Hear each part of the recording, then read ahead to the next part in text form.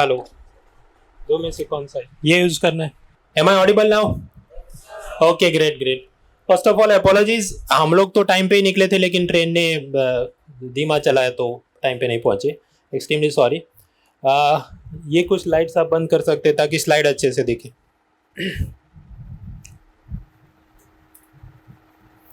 अब ठीक दिख रहा है?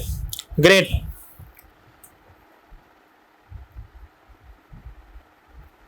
चल रहा है, बंद करके वापस करिए। ये एक मिनट लाइट।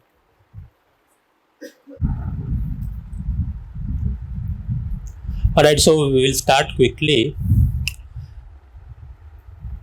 आप सबको हिंदी समझ में आती है? Is there anyone who is unable to understand Hindi?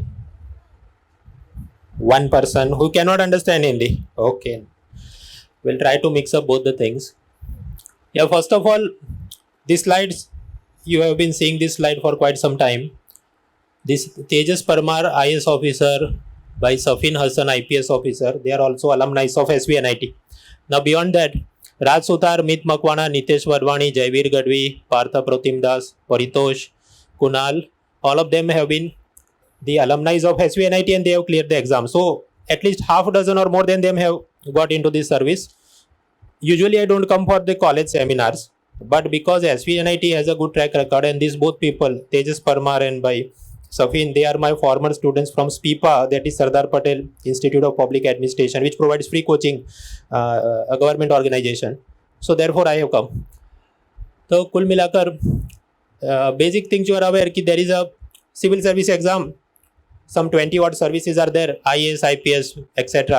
And depending on your rank and preference, you get selected.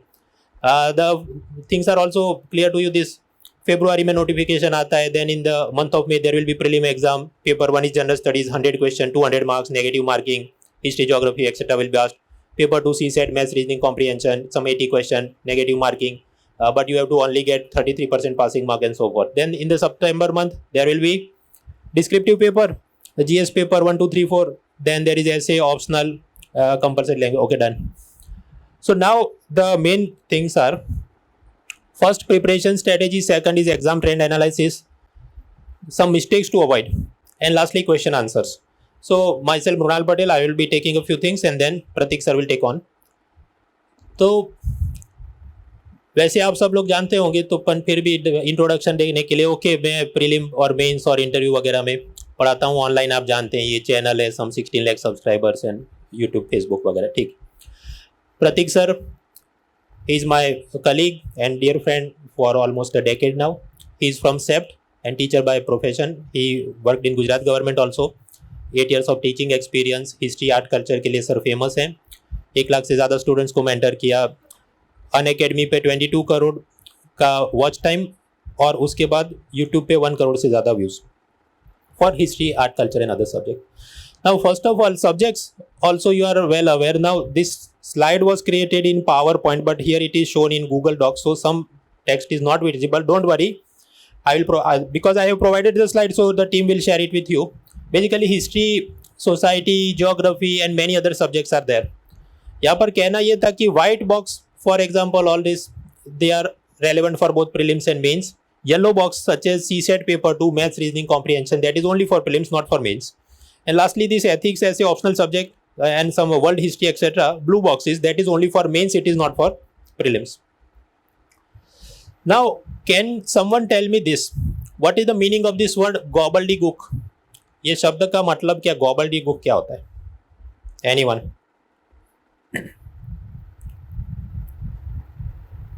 किसी को नहीं पता, that is also a good thing, क्योंकि वो है ही ऐसा. Gobbledygook means what? Excess use of technical terms which makes the language meaningless, unintelligible. सामान्य भाषा में कहते तो चिकनी चुपड़ी बातें करना. तो चिकनी चुपड़ी बातें बहुत चलती है, इसलिए जो कोर चीज़ वो रह जाती.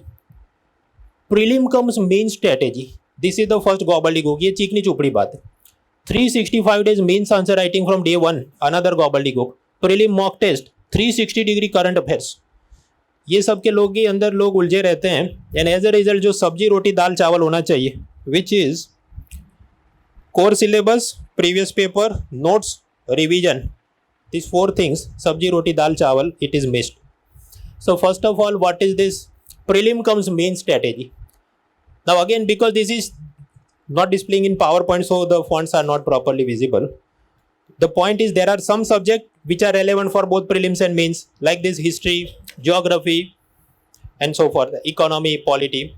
Then there is yellow box, this CSAT paper 2, maths, reasoning, comprehension, that is only for prelims. Blue box means this ethics, essay, optional subject, society, that is only for mains.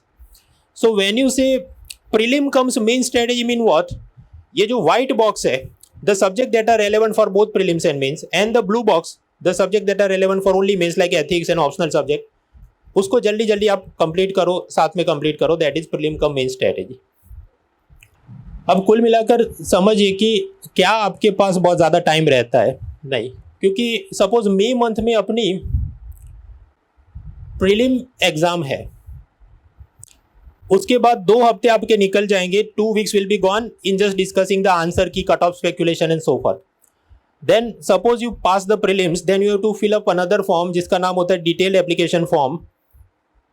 और वो पहली बार अगर आप भर रहे हैं तो उसमें ये वाला क्लास 10 का मार्कशीट अपलोड करूँ, सर्टिफिकेट अपलोड करूँ, ये डालना है, वो your 1 week will be gone in that only. So 3 weeks are gone. उसके बाद सपोज यू डिसाइड कि मेंस के ये पेपर 1 2 3 4 एक बार मुझे मॉक टेस्ट देना है, so then also 1 week will be gone in that physical and mental effort. So after the prelim exam is over in the month of May and the mains exam is there in the month of September, total you have some 15 weeks, 15 हफ्ते हैं हमारे पास ये prelim से mains में. लेकिन 15 हफ्ते नहीं है क्योंकि ऐसा बहुत सारा टाइम अपना lot of your time is wasted like this. So reality you have only 11 weeks, and that means if you have not prepared the things in advance both for the prelims and mains, then it will become difficult for you to clear this. So that is the problem. अभी prelim cum main strategy is not some great advance thing. It basically says that you need to finish the things as early as you can. As early as you can का मतलब क्या हुआ? 8 months, 12 months, more than that, less than that. Less than that में थोड़ा difficult हो जाएगा. Suppose you have only 6 months, 4 months, then it is very difficult. There are some examples for that, but now when the laptop comes, I can actually show this to you because the fonts are not properly visible, so it is difficult. आगे बढ़ते हैं. 365 days mains answer writing from day 1. Again जब तक ये आएगा नहीं तब तक मजा नहीं आएगा. Anyways, this is visible. Okay, I am giving you some 30 seconds. Please read this question in English, then we move forward. 30 seconds, just think and reflect on this question.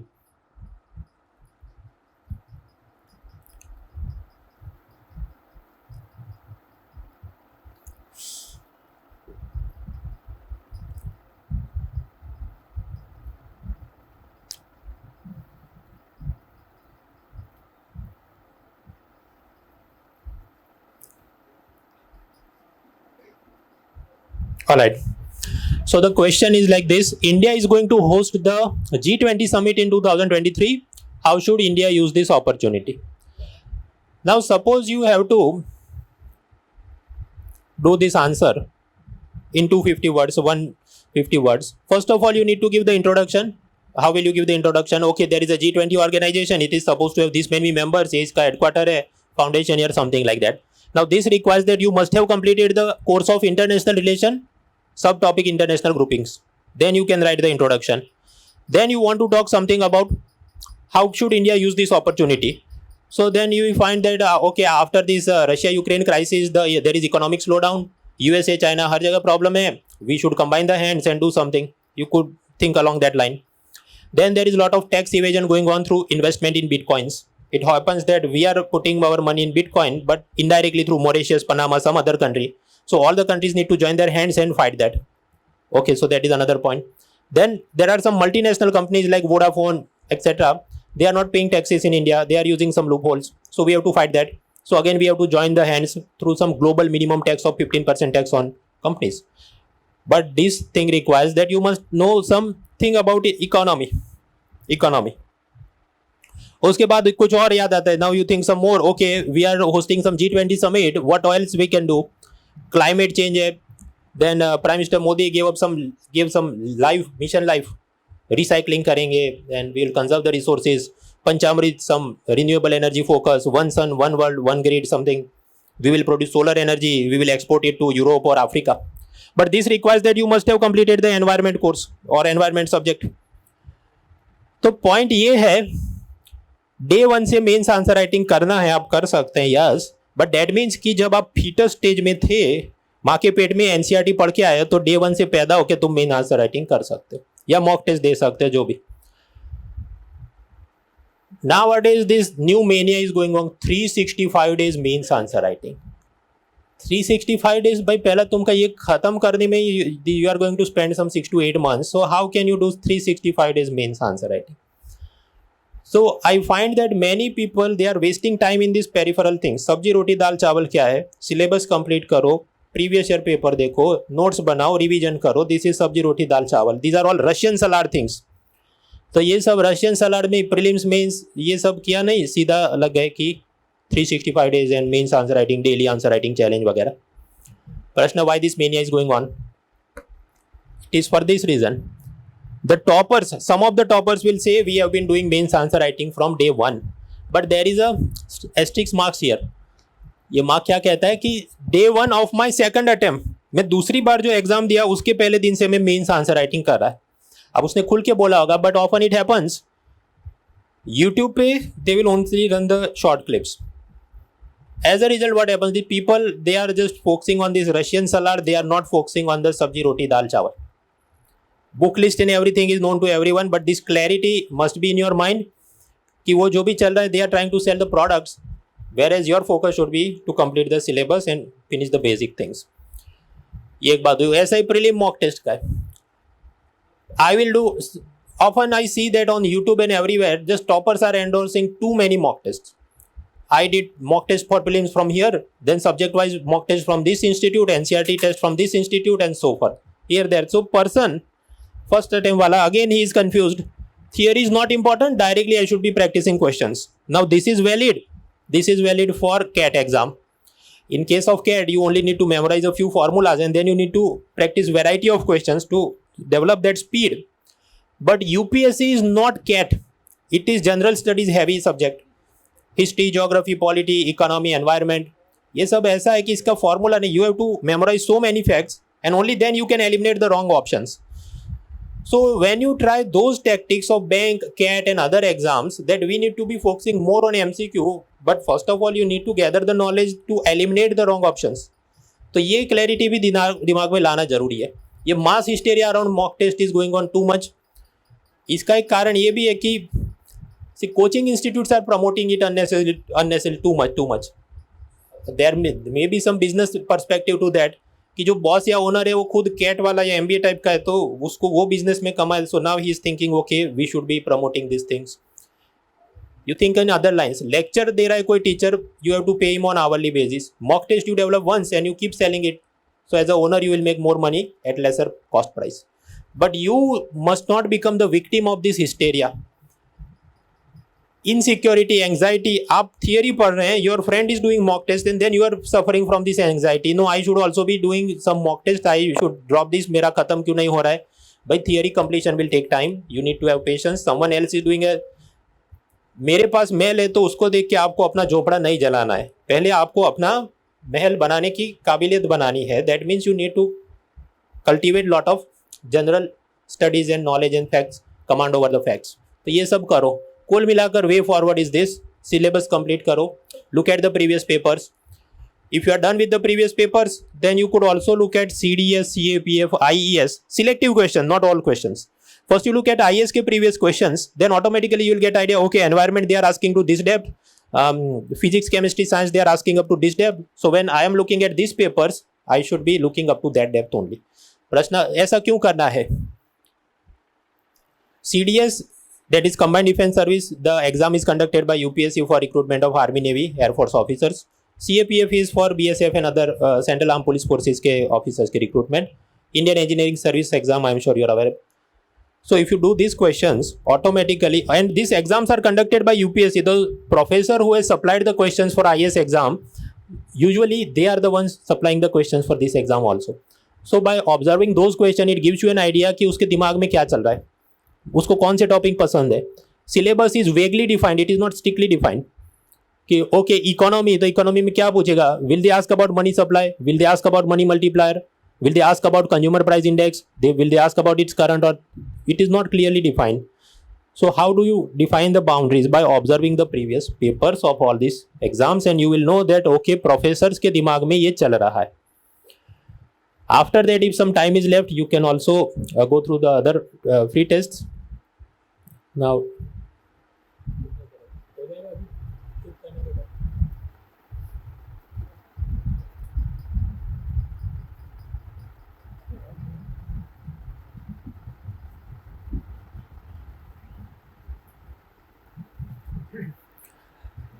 पिछले 10 साल में I have conducted seminars at many places. I am yet to come across any single place कि जहाँ ये सब ठीक चला हो. This power point and so many thing. Once it happen कि मैं एक पेन ड्राइव लेके गया और मैंने उसमें डाला, तो वायरस था तो पेन ड्राइव उड़ गया.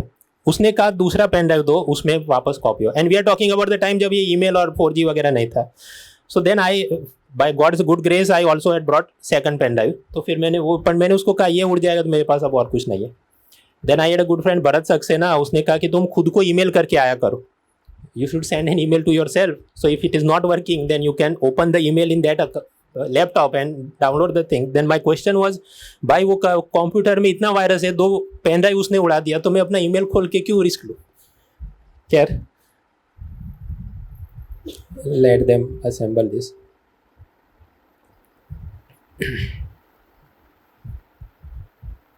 There, अब ठीक है. Everything is balanced.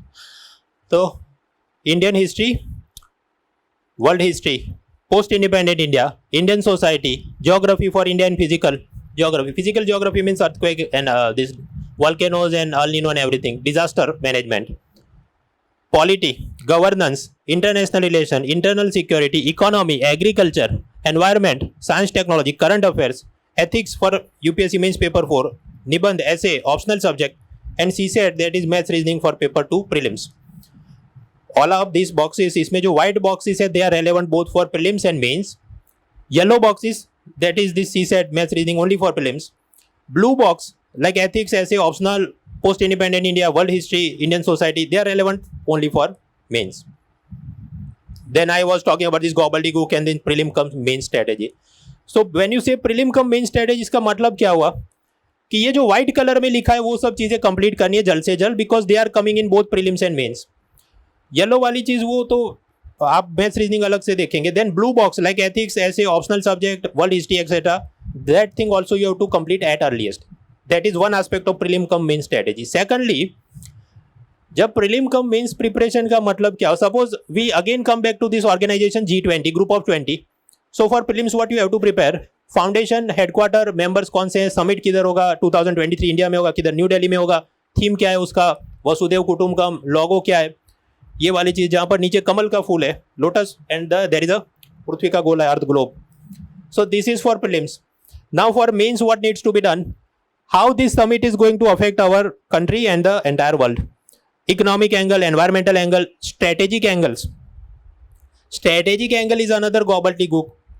आम भाषा में कहे तो हम जो करेंगे उससे पाकिस्तान और चीन को मिर्ची लगेगी कि नहीं, that is strategic angle. So total, these are the things you have to look when you are preparing for prelims. You look at these things. You are preparing for mains, you look at these things. But we should not be doing it in isolation. एक ही बार में पढ़ा, दोनों चीज complete करो. Now you can do it if you have some 6 months, 8 months, 12 months left ahead of you. When the exam is coming near, suppose only 4 months are left, then what you have to do, I will cancel out this thing, I will focus only on this thing. But that is problematic, because then I was talking about this कि कैसे, suppose the prelim exam is over in May month and the mains exam is in September month. You are thinking that I have some 15 weeks, but 15 weeks are not available to you. 2 weeks are gone in this cutoff and answer key and everything. Then 1 week is gone in filling up the mains form, understanding how to fill up that form, what documents I have to upload. 1 week is gone in practicing the mock test. So only 11 weeks you have. 11 weeks are very little for the amount of comprehensive syllabus that you cover for mains exam. तो solution क्या है इसका? Solution तो simple है ना, discipline से करो. When you have some 8 months, 12 months, 24 months left before you, तो lazy lad मत बनो, complete the things with punctuality and strictness. Otherwise this will create problem. तो उधर ही आपका गेम ओवर हो जाता है अगर आप यहाँ पर सिंसियर नहीं. फिर ये मेंस आंसर राइटिंग वाला मैंने बताया, you have to be aware of so many angles of environment and everything. So unless माँ के पेट में एनसीईआरटी पढ़ के आए तो डे वन से आंसर राइटिंग कर सकते हैं, otherwise some 6-8 months are left required just to gather that grip over everything, so that this is done. Then I was talking about this CAT exam is aptitude heavy, so you have to practice more MCQ, but in case of UPSC, first you have to gather a lot of knowledge and facts before you are, so don't waste too much time on MCQ first of all you gather the capacity of memorizing and understanding so many facts and concepts, so this part is also done. Now for this practice of questions, Unacademy has come up with this UPSC Civil Service Championship, UCSC. ये ऐसा है कि on 13th November, mark it on your calendar, Sunday सुबह 11 बजे test होगा. Around 50 question in some 60 minute, history, geography, polity, economy etcetera.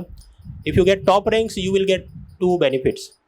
पहला है you can spend a whole day with IAS officer face to face. एक दिन बिता सकते हैं IAS ऑफिसर के साथ, उसको जो पूछना है, जो आपको लगता है वो सब पूछ सकते हैं. सो इट इज द, कौन सा IAS ऑफिसर है? This guy, rank 13, Gaurav Budania. So you can spend a day with him and you can ask whatever is troubling your mind. ये एक बात हुई. दूसरा, after winning this competition or scholarship, you will be getting this MacBook, iPad, phones and many other things. Now that is not for playing PUBG. It is for helping you in your preparation.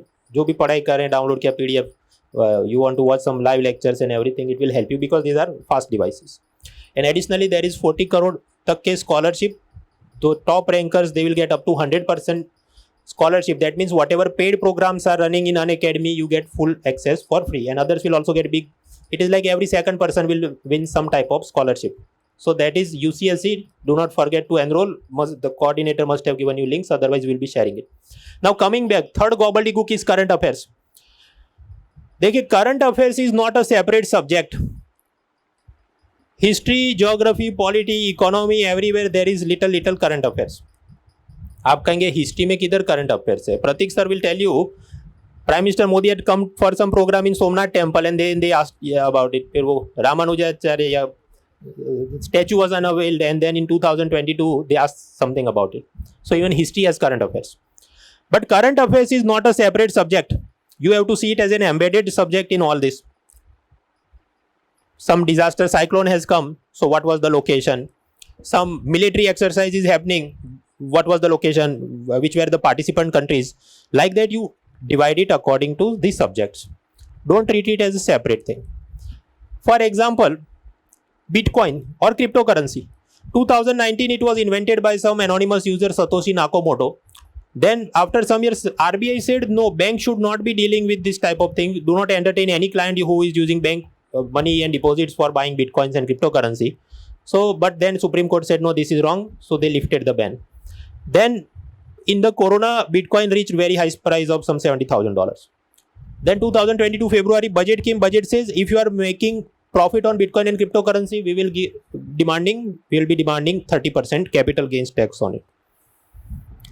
Then now there is a talk that OECD group will come up with some type of reporting framework. Every country will have to disclose how many of its residents or citizens have invested in Bitcoin. अब आप जब बात करते हैं prelim cum mains preparation क्या है? Prelim preparation क्या हुआ कि okay, budget has imposed how much tax on the profits made from cryptocurrency, 30%, 40%. So factual details are prelims related. Means how is this relevant? How can we curb the black money, terror finance and other ills? How can government mobilize more resources? That means government need to earn more tax. So these things are there. So topic is single but it is spread across. तो इधर भी चीज ये है, you will suddenly see this thing on some day 2020 November. You see okay, Bitcoin has reached a high price of $70,000 for one Bitcoin, and then you are just focused on that rather than seeing the big picture. Current affairs लोग छाती पीटते रहते हैं. People keep beating their chest and crying and spending 3 hours per day reading newspaper. भाई इतना कौन पूछता है? Who is asking this much? You simply prepare an Excel file, question 1 to 100 in UPSC prelims general studies paper 100 questions are there. Latest 2022 paper 47 questions were from theory. They are from theory. 39 questions were from contemporary issues like 2 year, 5 year, 10 year old thing. For example GST came in the year of 2017. तो अभी कुछ पूछे तो वो तो पुरानी चीज होगी. Current affairs of last 1 year, some 14 question came. Current affairs of yesterday's newspaper, maybe 1 question.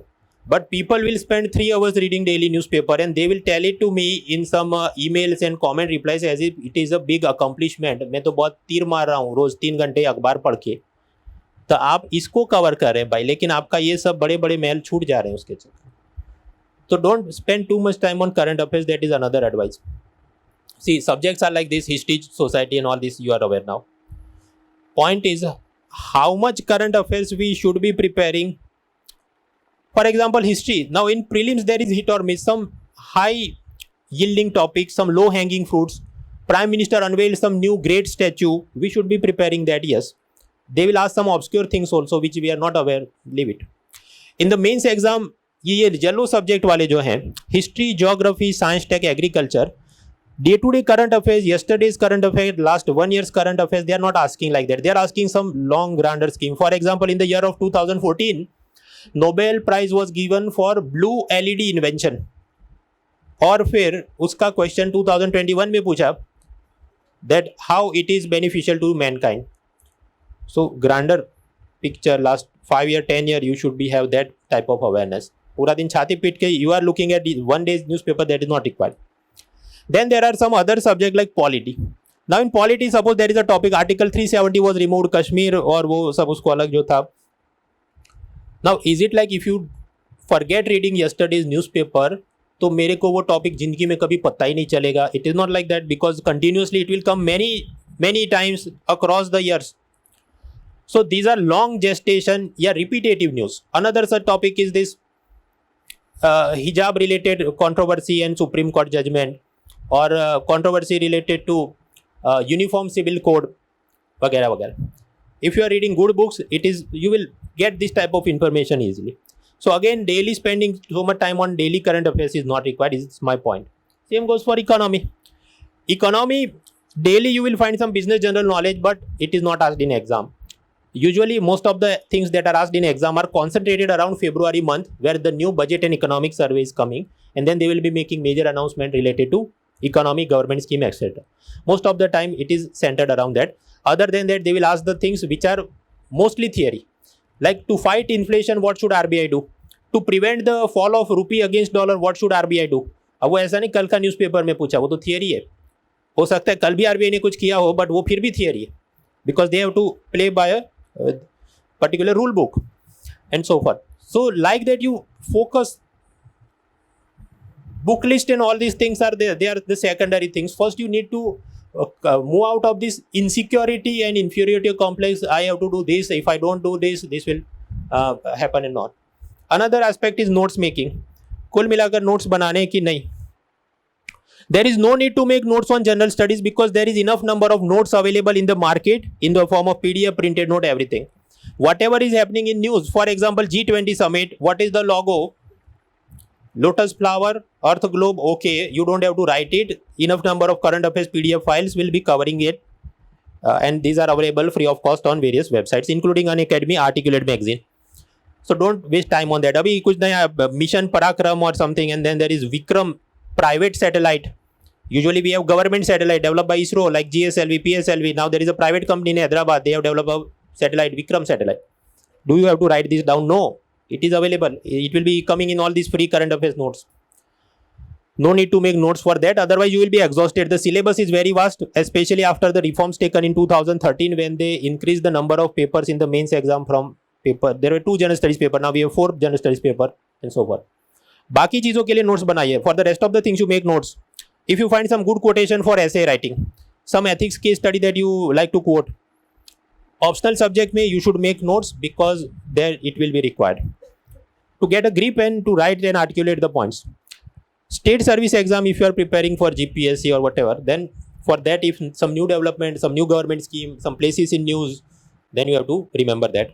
Interview, when you clear the mains exam, you have to fill up another form, detailed application form part number 2. उसके अंदर you have to write some hobbies. It is not compulsory to write hobbies, but you may write something. So then you have to note down whatever events are occurring. For example, you are writing chess is my hobby. You should be familiar with this. Magnus Carlsen refused to continue a game because the other guy was cheating, and then there was a big controversy. So you should be familiar. Graduation related. Now you are from SVNIT, and I am sure whatever. Usually people in this college are serious. Within 1 to 3 attempt they will reach the interview stage, जैसा कि वो 6-7 लोग पहले भी गए. So they will try to test your knowledge about engineering also, especially if you are a fresh graduate, अभी पास किया अपने graduation and you are going to interview, so you do not have job experience, so he will not ask you anything about job experience, he will ask something about your graduation. वो जो भी high tension cable में what type of metal is used, inverter, conductor, what is the difference, resistance and whatever topics are coming, Bernoulli's equation and everything. Work experience, if you go after some 3-4 years you are working in ONGC or some other organization, they will ask about that also. So you have to write things about that in your notes, because इसके customized note नहीं मिलेंगे. You are working in IBM, then there is no coaching class providing notes for what can be asked from IBM other than general question, what is the profitability, what are the new innovative products, etc. देखिए कोई भी एक महीने में जितना current affairs आता है, every month there is lot of new things happening. How many questions will come? Once I plotted the number of questions asked from particular month in the real UPSC exam, usually not more than one question is asked from one month. Even if it is February month when the budget has come and budget has is containing so many government schemes, yet they will not ask more than one question, not more than two questions. So current affairs, again, don't spend disproportionate amount of time, is what I will say. Now after this, now we come to the book list. But before that I will tell you one thing. International relation, you are aware this India-China relationship, G20 organization, World Bank, IMF, World Trade Organization. कितने question UPSC prelim में आए? How many question came in UPSC prelim? 2013 0, 2014 4 question, 2015 7. करते करते आओ 2020 they asked 3 question out of 100 question in prelim from international relation. 2021 0 question. Now some pundits and YouTubers they started predicting the trend कि अब पत्थर की लकीर खींच गई है और यूपीएससी नहीं पूछेगी कुछ भी. And then next year 2022 you see 8 questions were asked, among the toughest papers in recent times. Same thing happening in other geography. Earlier they were asking hardly 4 questions. This time in 2022 prelim they asked double digit question and many such things which people had not prepared. So I am not going to share the graphs for each and every subject because it is futile attempt. You have to prepare at least certain minimum things. Don't waste time in trend analysis. वो उसका कुछ बेतुकी बात है. When little bit time is left before exam, people will try to find shortcuts. Okay, I should now skip international relation. Now I should prepare international relation. UPSC तो अपने हिसाब से पूछता है. They will not follow the trend.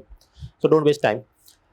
Previous year paper analysis, model answer, everything has been done free of cost on YouTube channel of Unacademy, that is Let's Crack. You go through that. उसमें सब हर एक every question that is asked in UPSC, it is a beauty in itself.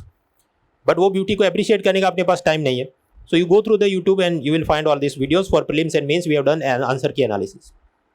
So directly I will speak now for 2 subjects, that is economy and agriculture. Then I hand over the session to Pratik sir and he will also explain the how to prepare all these other subjects. And then about optional subject, and then we'll take the questions. So okay, these are all the subjects. First of all, economy. Economy में bare minimum क्या करना है? Minimum. Tamil Nadu. See, I teach at Unacademy. There are some paid programs that I do because I have to earn money. I have to run family. But even if you were not to join that, is there a way to complete economy without putting too much effort? The answer is still yes. वो ऐसा Tamil Nadu class 11-12 text books which you can download online for free from their website. It is not piracy, they have uploaded by themselves. I recommend them highly.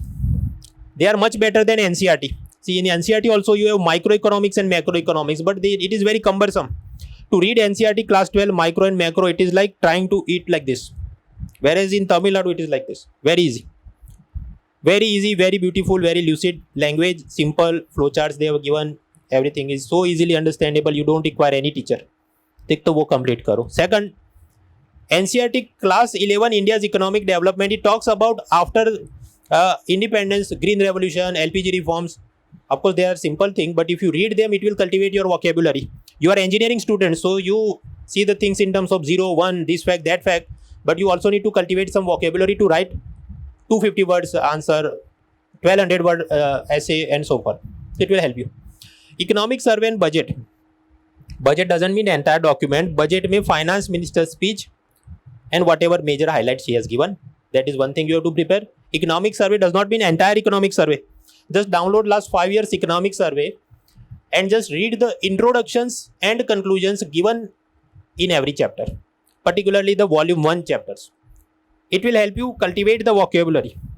For example, महंगाई, everyone knows there is inflation, but you have to write something about it. Then what are the cause, what are the effects, what has been done by government? You require vocabulary to fill it for 250 words. I can give you a crispy note summarizing some 10 bullet points, but that is only phrases. उसको 250 word में खींचना, you require vocabulary. So it will help you in that. Now, I also run a free series every year to provide you annual current affairs in economy.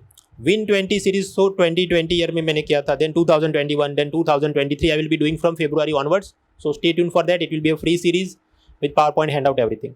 So if you do this much, then also things are done. Economy observation क्या है? What is the trend? कुछ नहीं भाई. Prelim में mostly easy to medium question and there will be a few random bombs. Mains में क्या? Mostly centered around repetitive things. Why there is inflation? Why there is unemployment? How to improve the GDP? How to improve the export? Repetitive things they asked by changing and twisting some words. तो economy लगता है इतना बड़ा है, but in reality if you look at the previous year's mains paper, generic themes are asked. Few random bombs are dropped occasionally. For example, they asked about 14th Finance Commission, which is a very old topic. In 2021, they asked about what changes were made in GDP calculation in the year 2015. So it was a random bomb because we could not have anticipated that after so many years they will ask about okay वो 2015 में क्या calculation की formula change की. Few random bombs are there, but it is a random bomb for everyone from Kashmir to Kanyakumari. You are not alone. You should not be spending 90% of your time trying to catch and diffuse those 10% random bombs. So that much clarity and maturity if you cultivate, then it is not a very difficult thing. कुछ लोगों को वो crack हो जाता है, so you find that they repeatedly keep cracking all the exams, and then there are some people who are giving 5-7 attempts and yet unable to do anything. Now in economy, what are the some mistakes to avoid? Always observe the previous year papers after completing a particular topic. You completed a topic, RBI, its functions, roles, monetary policy, how it fights the inflation, how it tries to keep the rupee currency exchange rate stable. ठीक है, पुराने paper देखो फिर, how much depth is asked. They ask some generic things. They are not asking some what is this rupee derivative interest regarding some instrument or currency swap default pay. What is other interest rate swapping instrument? They will not ask such things, so don't waste time. Now another mistake, when people will look at previous year papers, but there is a problem. They mistake 3 years pattern as a trend. पिछले 3 साल में कुछ नहीं पूछा तो UPSC ने stamp paper पे लिख दिया कि वो जिंदगी में कहीं भी नहीं पूछेगा, ऐसा वो खुद प्रिज्यूम करता है, जो असल में होगा नहीं. Sometimes particularly, see in the case of history it may happen that repeatedly you see there is a Jainism and Buddhism questions are asked, so you can say okay there is a trend and I have to prepare. In economy, suppose they ask something about inflation in the year 2002, about what is the component, what are the components of consumer price index, which of the index is given higher weightage, food or non-food, and then for so many years there is nothing. After for 10 years, then suddenly they will drop a bomb and ask it again. So if you are looking at just 3 years trend and assuming I have to prepare this topic and don't prepare, no bhai, दूर का देख के आओ. Don't mistake 3 years pattern as a trend. Then there are people who do excessive level of PhD, business general knowledge, share market, that type of things are not asked. Every small global report is also not important. Ball by ball commentary is also not important. This month we had second highest collection in the lifetime for GST. Consumer price index reaches the all time high. Crude price का ये up down हो रहा है. GDP growth rate, again IMF revises the growth to downwards. I will not waste time every week, every month on this, because I know that in the month of January, this economic survey will come. It will be published by Government of India's Chief Economic Advisor. उसमें पूरे साल का trend दिया होता है कि okay, GST this much, inflation this much, exchange rate this much. We have to observe the trend only that much. Daily, monthly, weekly trend they are not asking. Don't waste time. Last 4-5 years economic survey, please don't waste. Please don't ignore it. At least the introduction and conclusion of every chapter in volume 1, it will help you. So I am done talking about economy. क्या करना है उसमें. Second is agriculture. Agriculture, little bit of science is asked regarding the botany and biology aspects. Little bit of geography is asked like crop distribution and soil types, red soil, laterite soil, black soil, etc. And then little bit of economy is asked. What are the government schemes? For example, Pradhan Mantri Kisan Samman Nidhi, 6,000 rupee per year will be given. Krishi Sinchai Yojana, Agriculture Infrastructure Fund, so many things. MSP, minimum support price. So you prepare that much, and then from where can I prepare it? Some of that is available in NCERT, some of that is current affairs PDF files, some of that is available in economic survey, little bit Yojana Kurukshetra, which are government magazines. You don't have to read those magazines entirely. Yojana Kurukshetra magazine you download for last 2 years, uska jo chief editor's preface, you read only one page chief editor's preface from this Yojana Kurukshetra magazine for last 2 years. It will help you develop lot of thoughts and articulation. So that is for agriculture. Now there are other subjects also, and we will explain how to go about them, like history, society, geography, polity, governance, current affairs, which I talk, okay, environment, science, technology, and so forth. So now I welcome Pratik Nayak sir. I gave the introduction, but again, he's an alumni from CEPT University, worked in government of Gujarat, 8 years of teaching experience. History, art, culture के लिए sir famous है, but he's also expert of all the other subjects as well. Mentored over 1 lakh students and 1 crore से ज़्यादा views हैं YouTube पे. You can go to my channel and you will find his history playlist. He's been seen by crore of page views, and you can see that also for starting for history. So now I welcome Pratik sir. अब आगे की चीज़ आप संभालिए sir.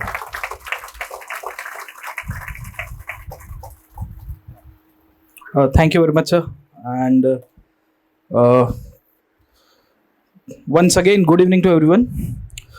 Yes, I'll be bilingual. Most probably English में बातें करेंगे. I'll try to stick to the concerns of the students as well. अच्छा, एक चीज़ बताइए. All of you have decided to get into civil services. सबने मन बना लिया है. How many of you are still not clear? क्योंकि the topic is also related to UPSC as a civil service और civil service as a career option. सबने मन बना दिया है. भाई खाया पिया नहीं है क्या? You had your lunch शाम को या दोपहर को लंच किया होगा, शाम को नाश्ता नहीं किया? अरे यार मैं मतलब 12-13 साल के बाद फिर से कोई इंजीनियरिंग कॉलेज के कैंपस में आया हूँ, ठीक है, तो बाहर नुक्कड़ पे ऊपर चाय की टपरी के ऊपर है ना, नाश्ता पानी चलता रहता है सबका. So you have made your mind to get into civil services, right? Can I ask you why? कोई मुझे बता सकता है? Someone from the back? Yes, please. कोई तो बता दो यार. Why you are so introverts यार? बोलो यार. आप ही की एज का वो, थोड़ा बड़ा हूँ. मेरे को 5.5 साल लगे थे इंजीनियरिंग कंप्लीट करते हैं. 6 साल लग गए थे. 2-3 ईयर ड्रॉप्स के बाद, AT-KT बैकलॉग्स, डिटेंशन के बाद समाउ मेरे को मतलब वो NFT आता था, not fit for technical education, उसमें 2 साल रह गया मेरा. तो मेरा एक सीनियर था, वो 7 पे निकला था, मैं 6 साल के बाद निकला था. But somehow I made it through, और फिर आज मैं यहाँ पे खड़ा हूँ. वो भी एक बहुत बड़ा अजूबा है. बट आप मुझे बताइए कि क्यों जाना चाहते हो, प्लीज. Yes please. एनीवन यार, क्यों? आप में तो यार NIT के स्टूडेंट्स हो यार, सबके सब. हमारे टाइम पे AEEE हुआ करती थी, वो भी पास नहीं कर पाया. आप तो यार ऑलरेडी बहुत ही आगे एक स्टेप के ऊपर बैठे हो ना. Please, why you wanted to get into civil services? Why? Yes please. या क्या बोला? SI बनना है, सब इंस्पेक्टर बनना है. राइट. इस बार मारते हो IPS में. Exactly. That's very interesting. What's your name my friend? Rashmiraj? Ajmera Shrikant. Yes, he wants to get into IPS. Very interestingly case. This is the attitude I want from you guys. Yes, you can please sit here. Okay, very interestingly, Shrikant, you know who is the chief police commissioner of this Surat Police? What's his name? Ajay Kumar Tomar sir. You know that why you wanted to get into IAS? You know that Udna करके एक area है सूरत में, I guess. मैं कल देख रहा था, yesterday Shri Tomar went to a surprise visit to the police station, because being a chief of a police administration, he was supposed to make a surprise routine visit. So visited the Udna police station. He saw an old man sitting on the benches waiting for someone. And that old man went up to him, and Mr. Tomar went up to him. He's a very old guy and why he's sitting over here. तो वो बूढ़े व्यक्ति ने उनको एक बताया कि sir मैं एनआरआई हूं, आई स्टे इन लंदन, मेरा भतीजा मेरा घर कैप्चर करके बैठ गया है and he is not vacating the house because I had trusted him. Obvious है, ब्लड रिलेशंस होता है, so you trust your someone in laws में से आपके जो भी पहचान में होंगे ब्लड रिलेटिव्स में. Mister Tomar on the spot called the police inspector कि please make sure that the old man is going back to his house in next 1 hour. ये होता है पावर, ये होता है चेंज. मैं सूरत उतरा स्टेशन पे, आई बिन कमिंग टू सूरत, मेरी एक्सटेंडेड फैमिली यहाँ पे रहती है थोड़ी बहुत. सर को मैं बता रहा था कि सर आईएएस ऑफिसर्स के पास जितना पावर है उतना पावर किसी के पास नहीं है. 1994 सूरत डिवास्टेटेड विद प्लेग. शायद आप में से बहुत सारे लोग पैदा नहीं हुए होंगे. मैं इतू सा था, मेरी एक मौसी रहा करती थी एक्सटेंडेड फैमिली, मैंने बताया उनकी फैमिली में भी लोग बीमार हो गए थे. And then they came to my house in 95. They talked about one person कि कोई मिस्टर राव करके थे. मैंने बोला कौन राव थे? I was very young at that time. Who was mister Rao? ना कहा कि कमिश्नर होते हैं. So I could not differentiate between a police commissioner and a municipal commissioner, but I realise कि there was someone called as mister Rao. ये mister Rao, SR Rao की मैं बात कर रहा हूं, municipal commissioner of Surat, the local body or the urban local governance. He was the one who actually gave this new look to the Surat city. आप जो ये फ्लाईओवर्स देख रहे हो, इतनी आपको क्लीनलीनेस देखने को मिल रही है. अर्बन गवर्नेंस में स्मार्ट सिटीज की जो आइडियाज आज को कंसीव होके आ रही है, took place. अब if I'll tell you the background of the Battle of Haldighati, you will be surprised. The army was led it was headed by a Rajput king, a Mansabdar of Akbar, who was a bureaucrat into Akbar's administration called as Man Singh. And on the other side, you will see Maharana Pratap. He decided to savage the Mughals. He didn't surrender against the Mughals. He roamed around for 20-25 years in the Ghats of Aravalli. And ultimately, Mughals realized this part, that they won't be able to conquer this land. One of the prime reason was geography. History and geography are correlative of each other. So एक कांत करके philosopher था, या Rousseau, अगर आप किसी को पढ़ोगे तो बहुत सारे लोगों ने हिस्ट्री के ऊपर कोट्स दिए हैं. तो कोई कहता है कि सिविलाइजेशन की 2 आंखें, there are 2 eyes of civilization. One eye is history and the second eye is geography. So whatever you study in history, even for the civil services, that will be mainly based on the geographical conditions that are taking place. So you'll find big empires being made out of the Magad, the modern day Patliputra, the Ganges, the Kannauj.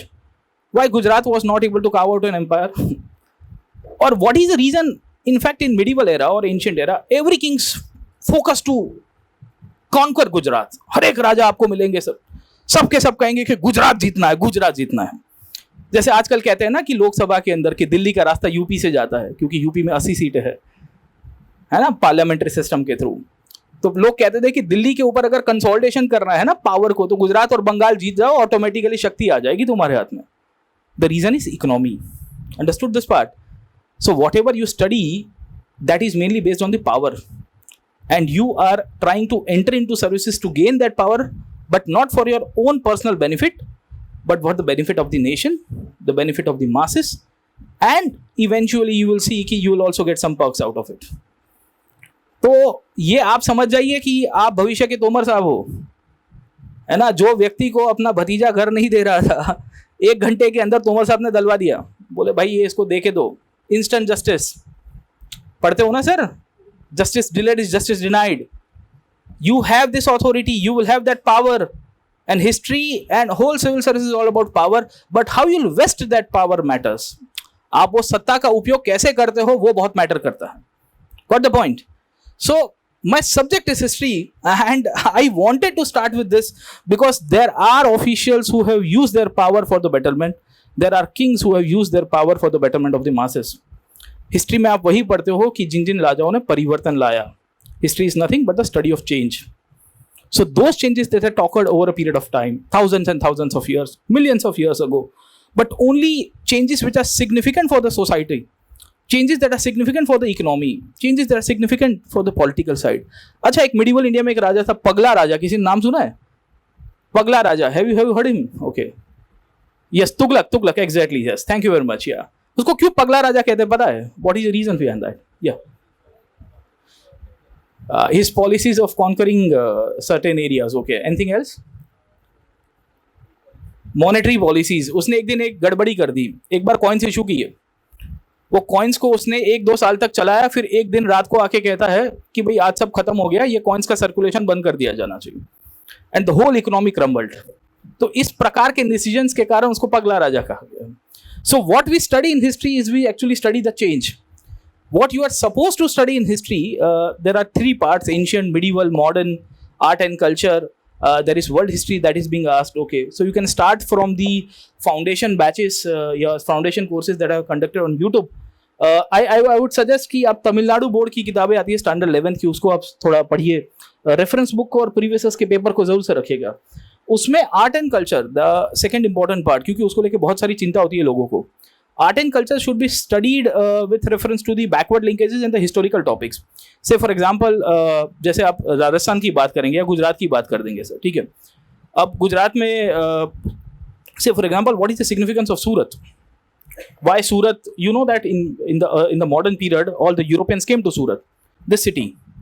What is the significance? It used to be a port हुआ करता था, right? Natural एकदम बहुत बड़ा harbour हुआ करता था। All the Europeans used to come over here. अब Europeans might have constructed some kind of cemeteries, some kind of monuments, some kind of forts over here. कहाँ पे है? यहाँ पे कहीं डच लोगों की cemetery है कहीं पे। Have you visited that place? So if you study the history of the Dutch, you are supposed to correlate the art and culture part of that. राजा अगर कोई शक्तिशाली है तो वो monuments और architecture बनाएगा। You see why Mughals were able to create so much of monuments? Because they had money and the wealth, right? Ashok, you will find his rock, शिलालेख कहते हैं उसको, found across the country, है ना, used to rule from Patliputra, the modern day Patna, and the rocks went up till the southern part and the modern day Afghanistan and Kandahar. That shows his prestige and power. तो वो culture का part है, संस्कृति जो है वो इतिहास का एक सब part है। So whatever you will study, you are supposed to link it out. So never study in isolation first of all. Secondly, you will find कि हिस्ट्री में बहुत सारी फैक्ट्स आती है, लोगों को डर लगता है कि इतनी सारी फैक्ट है, but the theme is important. History में थीम विषय के ऊपर सवाल आता है।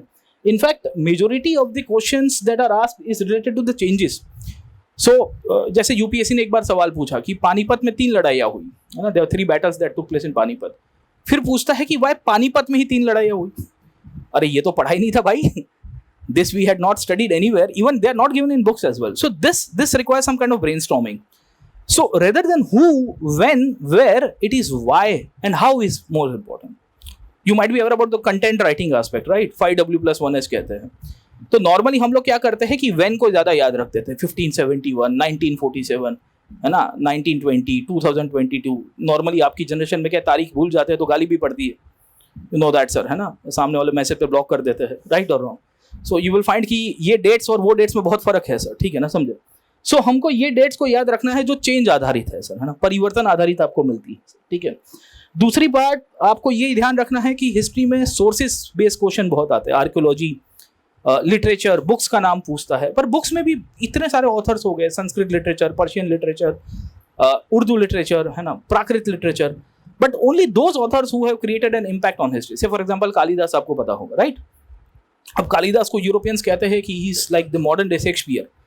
It should be the other way around, क्योंकि कालिदास बहुत पहले हो गए, 4th सेंचुरी में हो गए, शेक्सपियर 16th सेंचुरी का ट्रांजिशन में है। But the Europeans will be writing history from their own point of view. So you will find कि उसमें से बुक्स के नाम, ऑथर्स के नाम आपको पूछता है। और दूसरा, इंटरकनेक्टिविटी बहुत जरूरी है sir, what ever you study in UPSC. से फॉर एग्जाम्पल फ्रांस की क्रांति होती है, you might be aware about the French revolution, सबको पता है। हमको 3-4 कंसेप्ट दिए, जस्टिस, है ना, लिबर्टी, इक्वालिटी, फ्रेटर्निटी सर, है ना। फ्रांस की क्रांति हुई 1789 में। There was a class of people who got motivated by the French revolution. वो कहते हैं कि भाई फ्रांस में अगर राजाशाही खत्म हो गई, डेमोक्रेसी आ गई, तो we should do the same thing in India. Against whom? Against the British, against the local kings, and we could establish the same kind of French democracy in India. There was a king who was supporting them. Tipu Sultan नाम सुना है किसी ने? The tiger of Mysore कहते हैं उसको sir. Tipu was the one who was supporting the French and the French ambitions, and he was trying to play a diplomatic game against the British in India. आजकल देखते हो ना कि Russia Ukraine के बीच में लड़ाई होती है, आप सबको पता होगा सर, इतना तो करंट अफेयर सबको पता होगा, राइट। रशिया यूक्रेन के बीच की लड़ाई सबको पता है, उसमें थर्ड पार्टी कोई ना कोई इन्वॉल्व है, कभी तुर्की आ जाती है, कभी अमेरिका आ जाता है। उस टाइम पे the British and the Mysore state were fighting against each other, and Tipu was trying to take a diplomatic help from the French. So you need to correlate out, okay. You will be surprise to see कि world की history में जितनी भी important events है वो सबकी सब Indian history को अफेक्ट करिए, डायरेक्टली और इनडायरेक्टली। आपको जान के बड़ी हैरानी होगी कि there was this revolutionary in Italy called as Mazzini. Many of you might not have heard his name. Italy, just like India, used to be a disintegrated nation. We were not a nation. 1947 के बाद हम इकट्ठे हुए और जिन लोह पुरुष के नाम के ऊपर ये संस्था बनी है, सरदार वल्लभ भाई Patel, he is known as the architect of the India, and इस तरह से तो Mazzini was the one who unified Italy. He fought a revolutionary war against the foreign domination. Mazzini established an organization in 1830 called as Young Italy. Mazzini से motivate होके you will be surprise to see India के क्रांतिकारी खड़े हो गए. सावरकर नाम सुना है सबने, तिलक का नाम सुना है सबने, लाला लजपत राय का नाम सुना है, भगत सिंह का नाम सुना है सबने. They were all motivated by Mazzini. You can imagine a single personality living 100 years back motivated the youth of India in 1920s and 30s. And this is how history is correlated to each other. So there will be events when you study on your own. आप खुद से भी पढ़ोगे तो आपको ये सब चीजें ध्यान में रखनी चाहिए.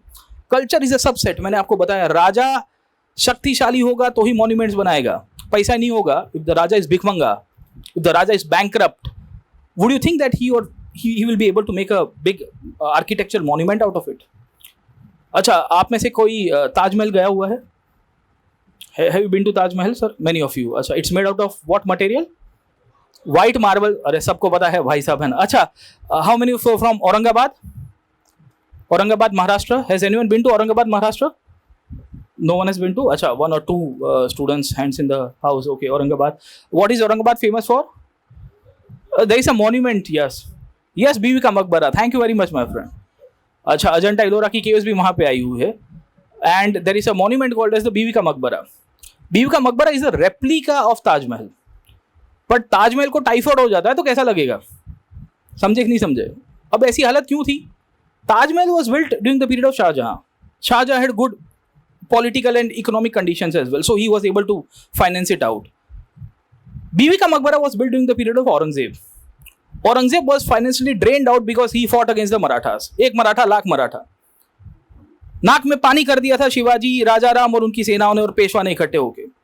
And eventually you will find कि when Aurangzeb ministers and his sons started constructing a monument for his mother, you will be surprised to see they were left out without any money.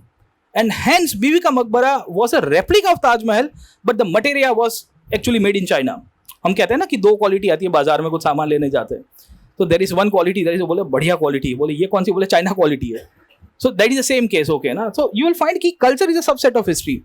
If you are able to correlate the political history, you will be able to read the cultural part as well. So basically ये सब आपको ध्यान रखना है इसके अंदर. Architecture में आप समझने की कोशिश करिए कि इंडिया में फेस्टिवल्स बहुत सारे सेलिब्रेट होते हैं कि नहीं होते सर.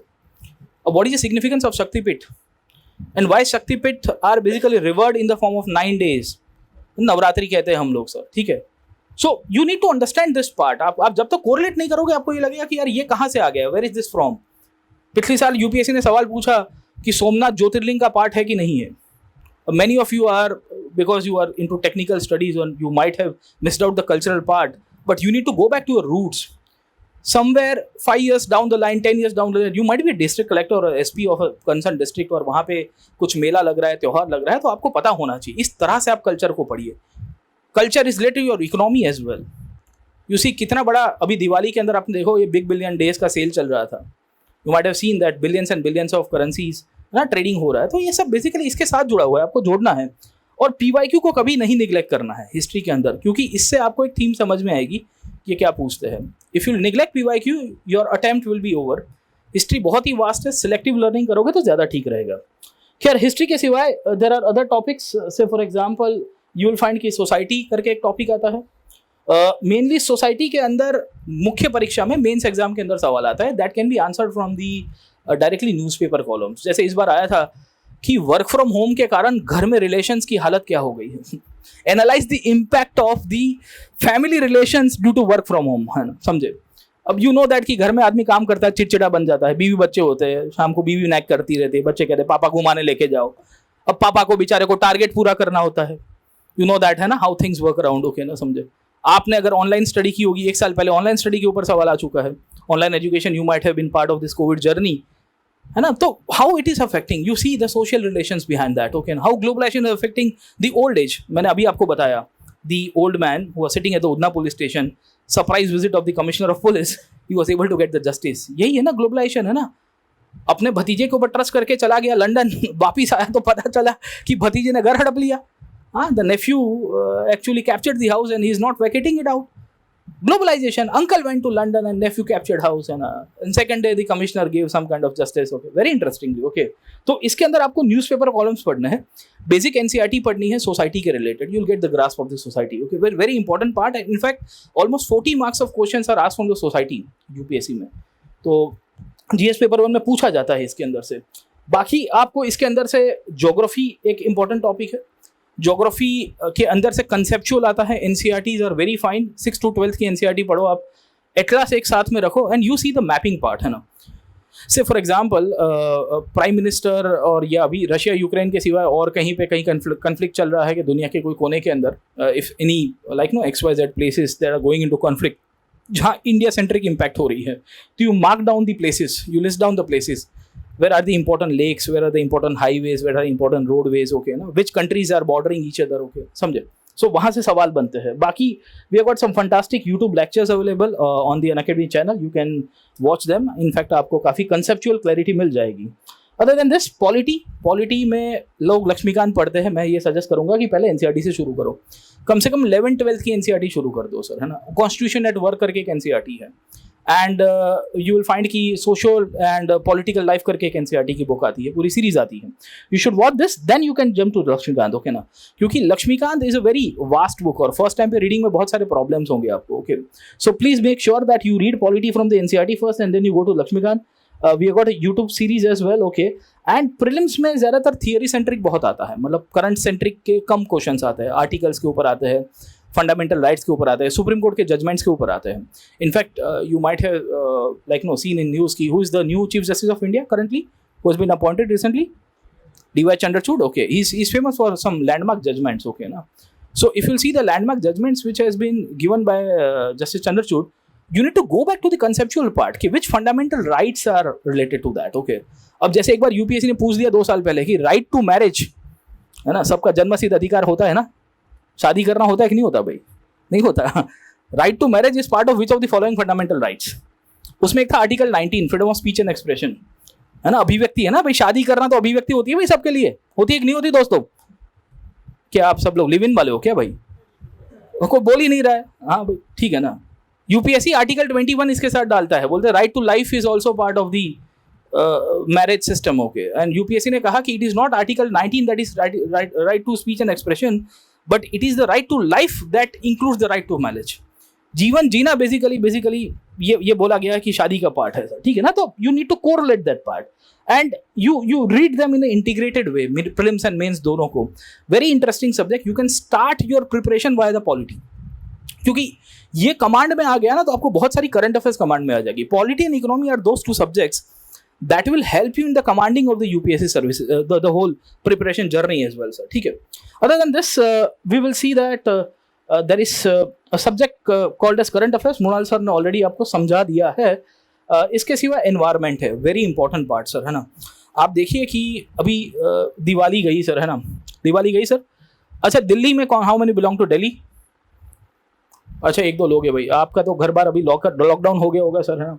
वो गाड़ियाँ बाहर नहीं निकालनी है. You might have seen that ना, एयर क्वालिटी इंडेक्स सबको पता होगा. यहाँ तो आप ये कैंपस में रहते हो तो कोई दिक्कत नहीं है. कैंपस के बाहर निकलो, वहाँ वराछा साइड जाओ तो पता चलेगा एयर क्वालिटी इंडेक्स कैसी है, राइट, है ना. या पीछे आप GIDC से चले जाओ, पाल के भी साइड में सर, ठीक है. So you try to see this part कि environment is very part of the administration sir, है ना. क्यों you will be dealing with this issues in the future. And mainly अभी ऐसी हालत हो रही है कि दिल्ली में फिर से अभी एनवायरमेंट के कारण पॉल्यूशन बेसिकली जिस तरह के क्रिएट हुआ है उसके कारण अभी लॉकडाउन जैसी हालत हो गई है sir. You might have seen that, है ना. अब आप समझने की कोशिश करिए कि ये पॉल्यूशन क्यों हो रहा था, उसके पीछे का आप कारण देखिएगा कभी. You might have seen one reason that is stubble burning. बोले पंजाब में वो किसान है, किसानों ने जो पुरानी खेती की थी the last previous season of agriculture, उसकी छोटी छोटी स्टबल रह गई थी, छोटे छोटे क्रॉप्स के टुकड़े रह गए थे. अब उसको जमीन से निकालना पड़ता है. They need to pick that out. Okay ना, दैट इज वेरी कॉस्टली क्योंकि लेबर महंगा मिलता है. दिवाली के बाद आपको रबी सीजन करनी पड़ती है. After Diwali there is a rabi season and you will find कि the labour was actually going to Bihar for the Chhath Puja. So labour is not available in Punjab. The local labour that is available in Punjab has gone to Canada, बुआ. So you will find कि आधा पंजाब तो Canada भी चला गया है. अब जो है वो महंगे काम में है. किसानों को the farmers are not able to afford it out, and hence what they will do, they will burn down the field. Burning down the field is more cheaper than plucking the individual crops, the residue of the crops of the previous season. And this will lead to a condition where the smoke eventually will go towards Delhi. Why? Because there is a concept of westerlies in geography. Geography में आप अगर थोड़ा बहुत जानते होंगे interconnection of geography and environment, you will realize कि the wind pattern is westwards. So you will find from west to east. So there is a very, very cold wind which is being blowing from the western side of northern hemisphere and it is coming from Punjab towards Delhi. तो दिल्ली वालों का तो कोई fault ही नहीं है. सारी भाषा में हम लोग कह सकते हैं ना कि they have been actually sandwich between an area and eventually वो विंड्स ऊपर की तरफ नहीं जा पाती क्योंकि ऊपर हिमालय आ गए. सो यू विल फाइंड कि ऊपर की साइड में तो ultimately the winds will be blocked at Delhi और वो धुआं निकला है भाई साहब वो सब का सब उसके साथ इकट्ठा हो जाएगा. तो smoke plus fog eventually will create a new phenomena called a smog. And then you will find कि द एयर क्वालिटी इंडेक्स, यहाँ पे AQI का कहीं मशीन लगा होगा, बाहर लगाया होगा सूरत में, SMC ने नहीं लगाया. You go out of the campus और नॉट, नहीं जाते सर, पूरा जान यहाँ पे निकाल देते हैं डिपार्टमेंट टू डिपार्टमेंट. चलिए सर, है ना. So you please correlate this part, okay ना. इसमें करंट सेंट्रिक बहुत सवाल आते हैं. There are so many questions from current and this will be the dominating area in the prelims examination. The reason is that UPSC conducts a forest service examination. You might be aware about IFOS, Indian Forest Services. The prelim examination for the civil service examination and the forest service examination is same and combined. So to create a level playing field for the forest service examination, UPSC will include almost 30-40 questions from the environment and agriculture and scientific backgrounds. उनकी mains examination अलग होती है. यहाँ mains के अंदर UPSC में अलग से तैयारी होती है, पेपर स्टाइल अलग है, पैटर्न अलग है. Prelims examination is same for the civil service and forest. तो जंगल विभाग के लिए जो परीक्षा ली जाती है, for that thing UPSC will make sure that they will ask environment and environment is the problem, okay ना. तो अब इसको प्रॉब्लम सेंट्रिक देखिए, what can be the solution for the same. अच्छा, which city has adopted some kind of new environmental parameters, how they are trying to curb down the pollution, how Singapore model has worked, है ना. Odd even की कहानी आप सबने सुनी होगी. दिल्ली तो सिंगापुर ने सबसे पहले शुरू किया था. अदर देन दिस सिंगापुर ने और क्या किया, टैक्सीज बढ़ा दिए. बोले तुम गाड़ी रास्ते पे लेके तो निकालो, इतने टैक्सीज लगेंगे, इतने टैक्सीज लगेंगे, इससे अच्छा it's better to go in public transport, right. So this is how you will find की the things will take place, okay na. So you can go through NCERT for understanding the basics of the environment, okay. say for example ecology आपने शायद लोगों ने नहीं पढ़ा होगा क्योंकि आप वो साइंस स्ट्रीम मतलब वो मैथ्स वाले होंगे ज़्यादातर इंजीनियरिंग साइड से. So you should go through the NCERT basics for the ecology from some kind of concept related to environment and ecology, and then you can go to the current affairs. This is a very interesting magazine called as Down to Earth. Down to earth आपको follow करना चाहिए if you want to study environment, क्योंकि यहाँ से भर भर के सवाल आएंगे, इंटरनेशनल फोरम्स के सवाल आएंगे, लोकल के सवाल आएंगे सर, ठीक है. Other than this science and tech mainly current affair centric. Covid की वैक्सीन के ऊपर से सवाल आया हुआ है, जेनेटिकली सवाल आया हुआ है, स्पेस टेक्नोलॉजी से आता है. अब इंडिया ने अपना GPS लॉन्च किया, you might be aware about this part. What is called as NavIC, right. So UPSC had asked a question कि what is the range of नाविक. So we have got a very limited constellation of satellites that are actually hovering currently over India, sir. So it is not like GPS. America का GPS है, Russia का GLONASS है sir, ठीक है ना, right, okay ना. सो इन सब के अलग अलग है, रशिया है, यूरोपियन यूनियन है, उन सब की sir. So they have got satellites all over the world, okay. So they can actually pin point की कहाँ पे. इंडिया ने 1500 किलोमीटर की रेंज निकाली है.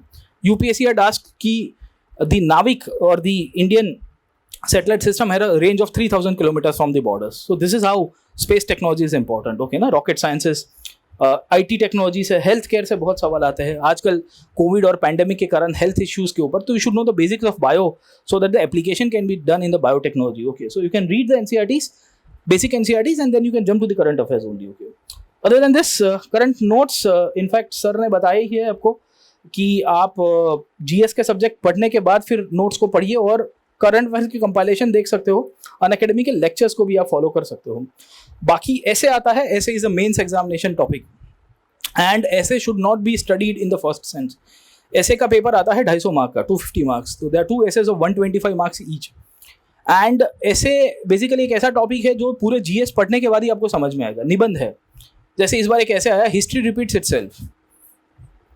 सो why this philosophical essay was asked by UPSC, history repeats itself. समझे कि नहीं समझे? Because we keep on committing the mistakes that were committed in history earlier. So this is how the philosophical side and the historical sides are integrated. समझे? So इस तरह से आपको basically सवाल आते हैं. तो ऐसे should be studied only after the GS subjects are out. You need to read newspapers to get the coverage and understand the basics as well. And for other things, you can study the model essays which are available on the Unacademy channel as well, sir. ठीक है, तो हमने एक compilation किया था इस बार 2022 की essay analysis का, तो it's available on the Let's Crack channel of Unacademy. आप देख सकते हो. Other than this, there is CSET paper 2. आप में से ज़्यादातर इंजीनियर है तो आपको एप्टीट्यूड की तो कोई आवश्यकता नहीं होगी. But don't take it for granted. I got a student of mine, IIT Bombay. First attempt में उसका UPSC हो गया. He got into ICLS, Indian Corporate Law Service. So it's a kind of a service which deals with the corporate governance. ये Pepsi और Coca Cola के बीच में झगड़ा हो गया तो शायद उसका कुछ आ जाता है सर, ठीक है, या कोई बड़ी बड़ी कॉर्पोरेट कंपनीज के बीच में कोई कन्फ्लिक्ट चल रहा है तो he deals, he is administrative officials. So it's a very important service. उसने अपना रैंक इंप्रूव करने के लिए ही वंस अगेन अपीयर्ड. भाई साहब का CSET नहीं निकला. IIT Bombay graduate, first attempt UPSC clear, ICLS. क्यों नहीं निकला? क्योंकि प्रैक्टिस नहीं की. ये थॉट कि मैं इंजीनियर हूँ, हाँ एप्टीट्यूड अपना बढ़िया है सर, है ना, वो भी CSE वाला बंदा सर, है ना, कंप्यूटर साइंस IIT भी, यू नो दैट कि कहाँ से कहाँ तक जाता है मेरिट. उसका CSET नहीं निकला था. एंड ऐसे बहुत सारे कैंडिडेट्स में दिखा सकता हूँ. NIT से भी है, NIT जयपुर से स्टूडेंट है एक दो मेरे. The same happened with them as well. Okay, उनका भी CSET नहीं निकला. The reason is that they take it for granted. बोला कौन प्रैक्टिस करेगा? So practice it out. कुछ नहीं तो कुछ नहीं, पिछले 2013 से लेके 2022 तक, from 2013 to 2022 you should see the previous questions as well sir, ठीक है. बाकी there are optional subjects sir. Optional के लिए there are 26 subjects. You can choose any of the optionals. आप कोई भी चूज कर सकते हो. अब there are students who are from the engineering background. They have chosen optional subject and they are able to clear. There are students from engineering background but they have taken literature as an optional. So it's up to you. ये आपके ऊपर है. आप ही के ही alumni है साफिन हसन. साफिन हसन तो Gujarati literature as optional, यहाँ से ही पास आउट है SVNIT से, ठीक है ना, समझे. So it all depends on your acumen और aptitude and what you want to do sir with the optional. Optional requires a command over this subject, okay, और आपका इंटरेस्ट होना चाहिए मेन. तो you need to have good teacher as well. So there are literature subjects, there are technical subjects, there are humanities subject as well. So the fundamental problem is that कि students go with this me too policy. वो बकरे करते हैं ना, बै. मेरा दोस्त ने पबैड से क्लियर किया था, मैं भी इस बार पबैड करूंगा. But it's not necessary कि the luck will favor you in the pubed this year, or you might not have the interest in the public administration, right? So you will find कि there are certain bad mouthing about certain optionals. So for example, I teach history optional as well. So there's this great bad mouthing कि history से selection नहीं होता. But in 2021 we got rank 1 with history optional as well, sir. ठीक है. So Shruti Sharma, she was having history optional as well, sir. ठीक है. फिर एक बहुत ही अफवाह चलती है कि GS मेंस में ओवरलैप हो जाए सर, ठीक है ना. The topics that are overlapping in the GS mains should be coming over and eventually we should do subjects which are overlapping in the GS, so it will be easy for the optional preparation. But reality is such that कि ये optional करने में भी आपको देखना पड़ेगा कि आपका इंटरेस्ट है और what is the topic coverage that is happening sir, ठीक है. Thirdly, you will find कि there are optional which are lengthy. It might be having some kind of time demanding as well, क्योंकि optional का syllabus 2 paper में आता है, 250 marks each. And you will see that the total optional will take around 4-5 months on an average, even if you do self study, even if you take a mentor, if you join some institute as well sir, ठीक है ना. तो आपको ये idea रहना चाहिए sir, ठीक है ना. एंड यू विल फाइंड कि literature is not the licence to succeed, क्योंकि हर बार लिटरेचर से बहुत बार कैंडिडेट सिलेक्ट होते हैं. Not every time you will find कि literature will fetch you good marks. So you select optional on whatever your interest is sir, ठीक है ना. So don't go into the myth of the short syllabus. Don't go into the myth of the easiness of the optional कि भाई मेरे को तो ना maths optional बहुत पसंद आता है. ये मैं IIT वाले स्टूडेंट की मैं बात कर रहा हूँ, उसकी मैथ्स ऑप्शनल ही है, मैथमेटिक्स ऑप्शनल ही है सर, ठीक है. उसको फर्स्ट अटेम्प्ट में मार्क्स कम आए मैथमेटिक्स ऑप्शनल में, in spite of maths optional उसको अच्छा स्कोर भी हुआ करता था तो भी सर, ठीक है. तो it depends upon there are multiple criterias behind that sir, ठीक है. आपका ग्रेजुएशन बैकग्राउंड होगा वैसा लीजिए और आपका इंटरेस्ट होगा वैसा लीजिए सर, ठीक है. So anything that can help you in the form of coaching और अ पर्सनल गाइडेंस और a mentor, that will be more easier for you to study the optional subjects as well sir, ठीक है. बाकी we have some optional courses running. I teach history optional, my fellow educators teach other optionals including the public administration, political science, sociology as well, sir. ठीक है. बाकी these are the toppers that Unacademy has produced over the years. We had got rank 2, rank 9, rank 10 and other students as well. तो 170 plus results यहाँ से हमारी तरफ से आए भी हुए हैं sir. And this is very interesting sir, है ना. So if you'll see the first attempt students are only 15%.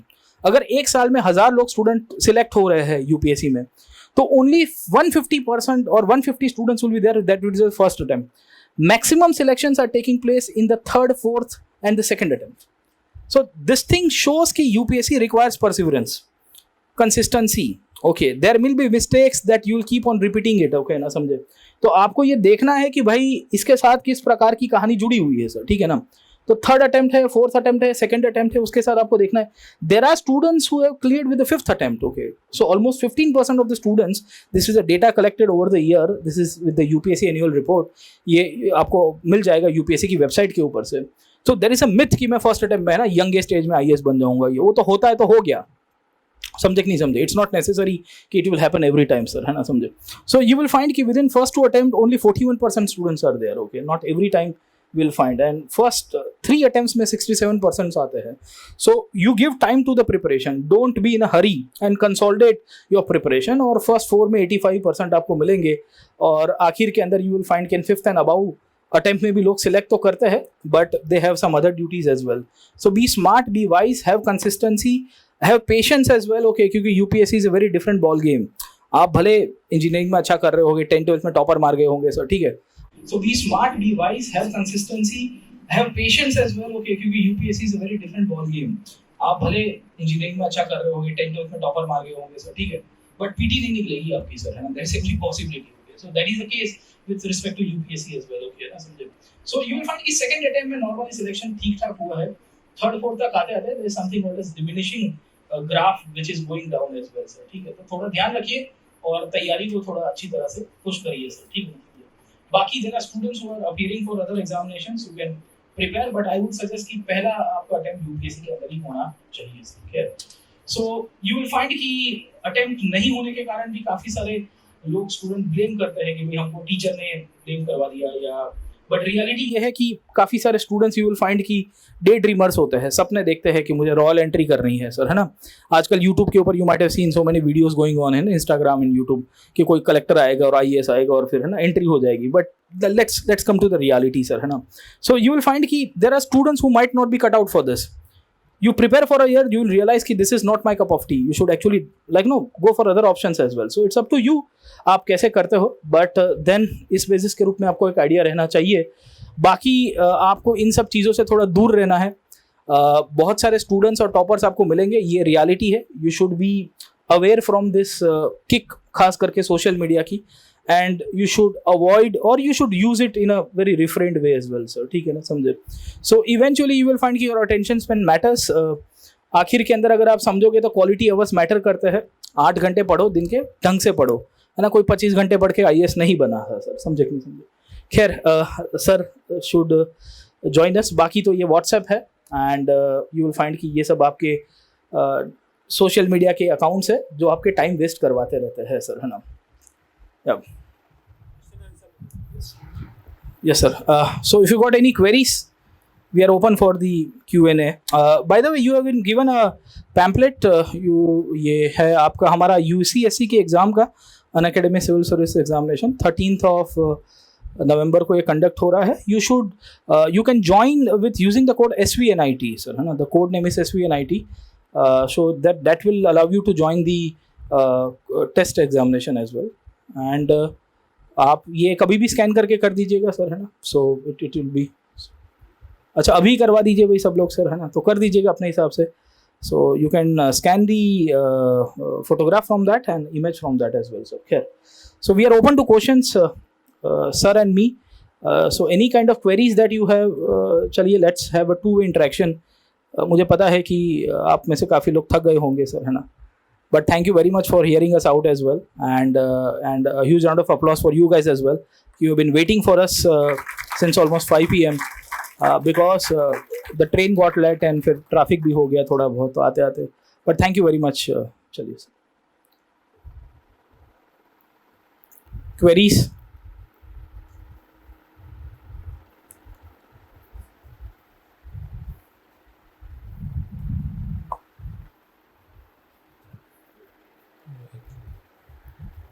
Sure. मैं पढ़ूँ बाजी। हाँ दोस्तों, आप जो भी अब पूछना चाहें, किसी को कुछ नहीं पूछना है तो what other exams can be given, ये भी मैं आपको जल्दी से बता दूं। एक तो यूपीएससी एग्जाम दे सकते हैं आप, फिर एसएससी सीजीएल होती है इनकम टैक्स इंस्पेक्टर वगैरह बनने के लिए, but you are from SVNIT high merit, go for aspire for some big things.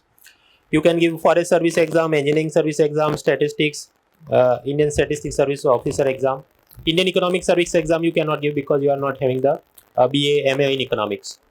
If you have aspirations for defense uniform, then there is to become assistant commandant in BSF etc. There is Central Armed Police Forces exam conducted by UPSC. Army navy वगैरह में बनना है तो CDS exam है। Coast guard officers की अलग recruitment होती है। BSF वगैरह में सब इंस्पेक्टर के लिए there is different recruitment.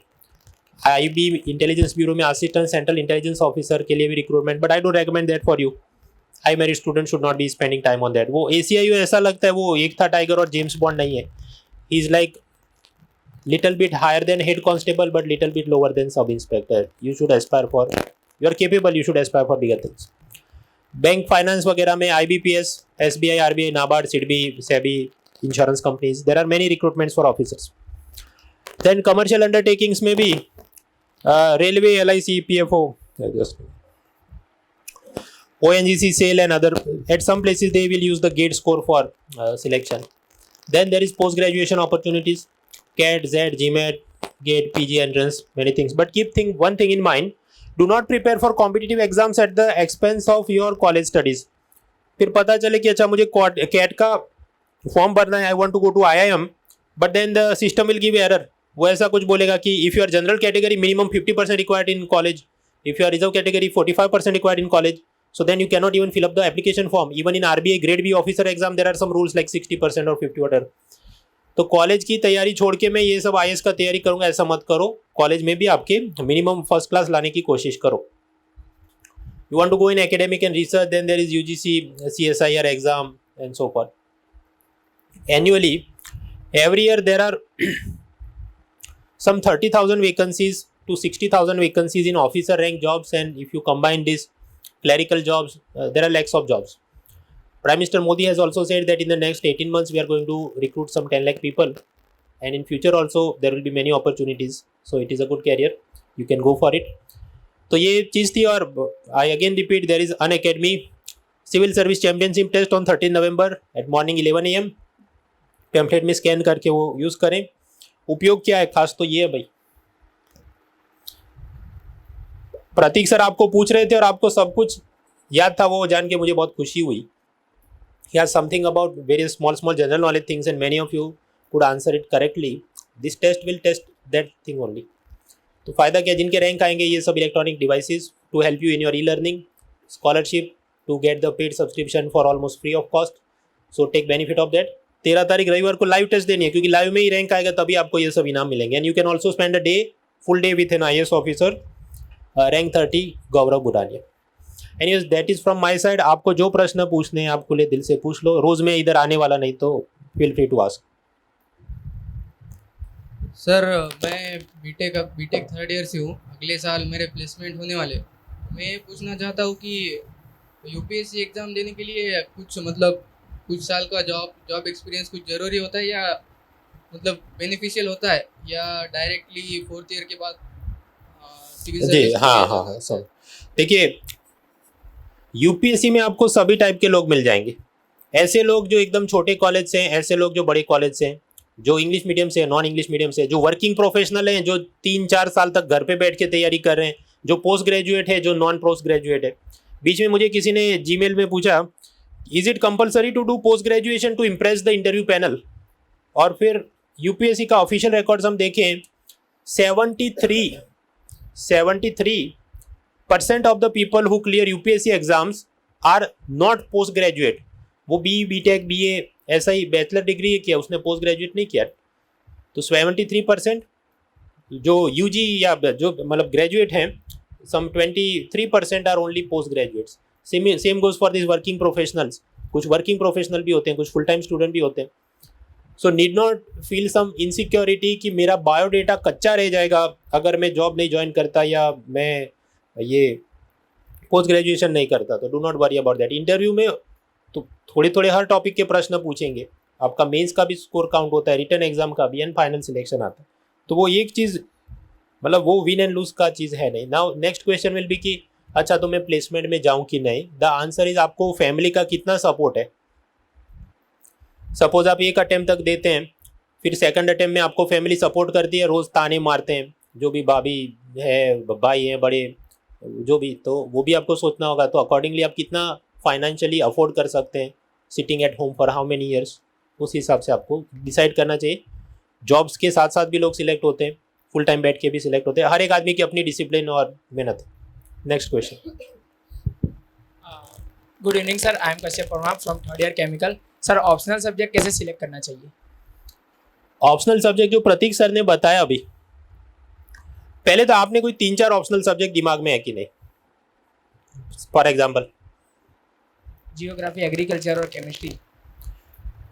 And are you also eligible for this forest service exam? No sir. Yes और नो? वो देख लेना, वो डिग्री अलग अलग मांगता है, केमिकल इंजीनियरिंग या सिविल इंजीनियरिंग या जो. If you are eligible for forest service exam also, तो ऐसा ऑप्शनल देखो कि जो वहाँ पर भी अलाउ करते हैं, जैसे एग्रीकल्चर या जो भी, ताकि 2 एग्जाम में कहीं अपना नंबर लगने की वो प्रोबेबिलिटी बढ़ जाए. There is nothing wrong in becoming Indian forest service officer also. वो भी group A all India service है.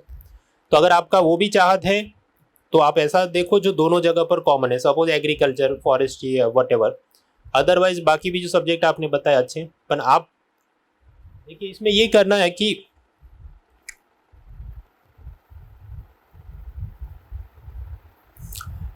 What ever 2-3 optional subject you have decided, तो उसमें कितना डेप्थ में सिलेबस है, क्या पूछते हैं, कितनी तैयारी करनी है, ऐसे बहुत सारे फ्री क्लासेस अनअकैडमी पे होते हैं. तो आप 2-3 सब्जेक्ट शॉर्टलिस्ट करो और उसकी फ्री क्लासेस जो चलते हैं उसमें बैठ जाओ. कम से कम पहला क्लास जो स्ट्रेटेजी का हो, फिर कुछ क्लासेस जो प्रीवियस ईयर पेपर सॉल्व किए हो, तो फिर आपको अंदाजा आ जाएगा ये मेरी चोंच डूब रही है, can I spend time with this subject. Because optional subject syllabus is bachelor degree से थोड़ा ऊपर और मास्टर से थोड़ा नीचे, ऐसा बीच में है वो. तो वो मेहनत तो मांगेगा. जो 2 साल की पढ़ाई करनी है मान लीजिए पोस्ट ग्रेजुएशन में, वो आपको 6-8 महीनों के अंदर ख़त्म करनी है. तो अगर चोंच नहीं डूब रही है तो ज़बरदस्ती फिर आप उसे कर नहीं पाएंगे. तो पकड़ो इस हिसाब से. नेक्स्ट.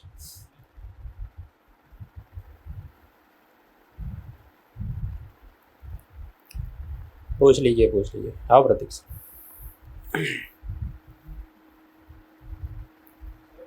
मैं करंटली फर्स्ट ईयर में अभी जस्ट एडमिशन हुआ है. मैं चाहता हूँ कि मैं भी यूपीएससी के लिए तैयारी करूँ. तो फर्स्ट ईयर में मुझे कैसे शुरुआत करनी चाहिए इस चीज़ के लिए? I will request Prateek sir to handle this one. जी देखो, दो students who are currently in their first year, so okay, I'll suggest you कि you go for the basics. Okay, the basics is NCERT.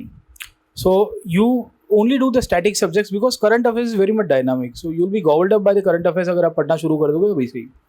So I'll suggest you go for the basics. You choose only core subjects: polity, history, geography, economy, and environment. Environment is part of the geographical studies only. Okay, and you make a base कि पहले 2 साल के अंदर मेरे खाली GS का core subjects को ही मैं टच करूँगा. करंट अफेयर्स में खाली न्यूज़पेपर पढ़ना शुरू करो.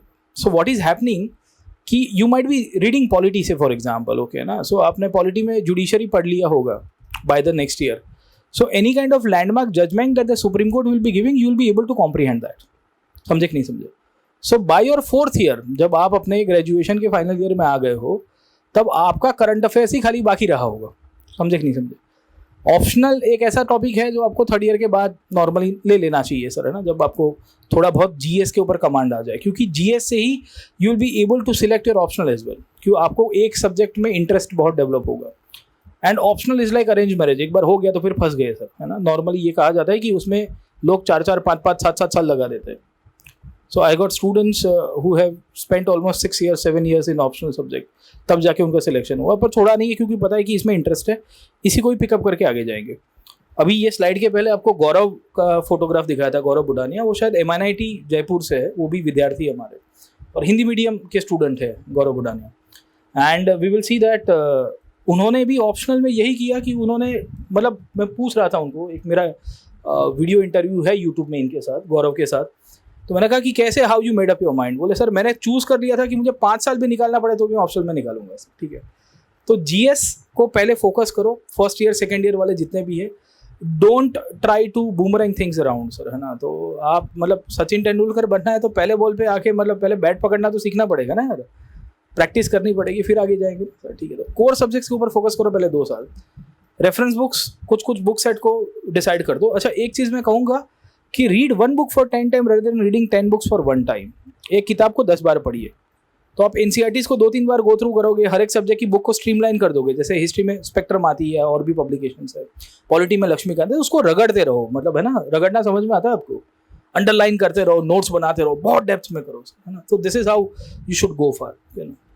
और एक मेरे को एक डाउट था कि जो एनसीईआरटी रीडिंग है, मैंने 2-4 यूट्यूब पे चैनल्स देखे तो बोलते 9 to 12 की पढ़नी चाहिए या फिर 6 से 12 सब? देखो, it depends on the topics in the subject. Geography के अंदर ऐसा है कि फाउंडेशन भी ठीक है, हिस्ट्री में भी 6 स्टैंडर्ड की बहुत छोटी लगेगी, पर उसमें से क्वेश्चंस आते हैं, छोटे छोटे बॉक्सेस हैं एनसीईआरटी के अंदर। आप देखोगे मोजो जो के साथ बात कर रहा है, hey Mojo, do you know about Akbar? Akbar built this, then Jojo will say no I don't know about Akbar. Okay, अब वहां से बॉक्सेस से क्वेश्चंस निकाल रहा है, कार्टून वार्टून से। अब people leave it for the sake of, बोले यहाँ से कहाँ से निकलेगा, बट अल्टीमेटली तो व्हाट मैटर्स इज मार्क्स ना। तो फाउंडेशन से थोड़ा अच्छा सा करो और फिर रेफरेंस बुक्स के ऊपर जाओ। बड़ी किताबें बहुत मिल जाएगी भाई। देखो, हमारे साथ प्रॉब्लम हो रहा है कि we do not go back to the basics, है ना। आप 12th के बाद अभी आए होंगे तो आपको भी यही बोला होगा कि बेसिक्स करो, बाकी है ना डिफरेंशियल इक्वेशन तो इंजीनियरिंग में आगे M1 M2 M3 में सिखा दिया जाएगा, है ना। समझे नहीं समझे? चलिए। हाँ भाई ने, हाँ ત્યાં પૂછો।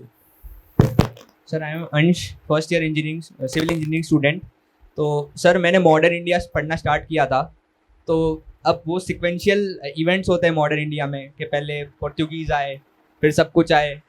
तो सर इसमें कुछ डेप्थ वाली चीज़ें भी होती हैं, जैसे कौन सी शिप से आए, वो इवन किसी बुक्स में वो तो केबीसी में आता है, हेक्टर नाम की जहाज से आ गए यार, ठीक है ना। यहाँ सूरत में आ गए थे भाई अंग्रेज, विलियम हॉकिंस हो गए। कौन से पोर्ट पे आए, किस हाँ, कौन से year में? फोर्ट पे? वो पोर्ट इज इंपॉर्टेंट बिकॉज वहां से इकोनॉमी जुड़ी हुई है sir. Ship is not important. Okay, ship वाला ट्रिवियल क्वेश्चन है कि भाई वो तो केबीसी में एक आध बार आ गया तो आपको लग रहा है कि KBC and UPSC is very different. Okay, अब why all the Europeans focused on Surat, the city we are into? आप ही पूछ रहे हो ना सर, मैं आपको फिर से बोलता हूँ। Surat had a historical significance. Surat and Briga Kachchh is 40 kilometers. Bharuch, है ना, क्योंकि सूरत से पहले Bharuch used to be the port जहाँ से एंट्री होती थी गुजरात के लिए। So all the even in ancient period you will find Romans coming to the Briga Kachchh. ये नर्मदा, अभी हम लोग गोल्डन ब्रिज क्रॉस करके आ रहे थे, नर्मदा वहाँ से अंदर की तरफ आते थे ये लोग, और उसमें एक्सपर्ट नेविगेटर्स लगते थे क्योंकि the water is quite shallow, है ना, तो बड़ी जहाज नहीं आ पाता था।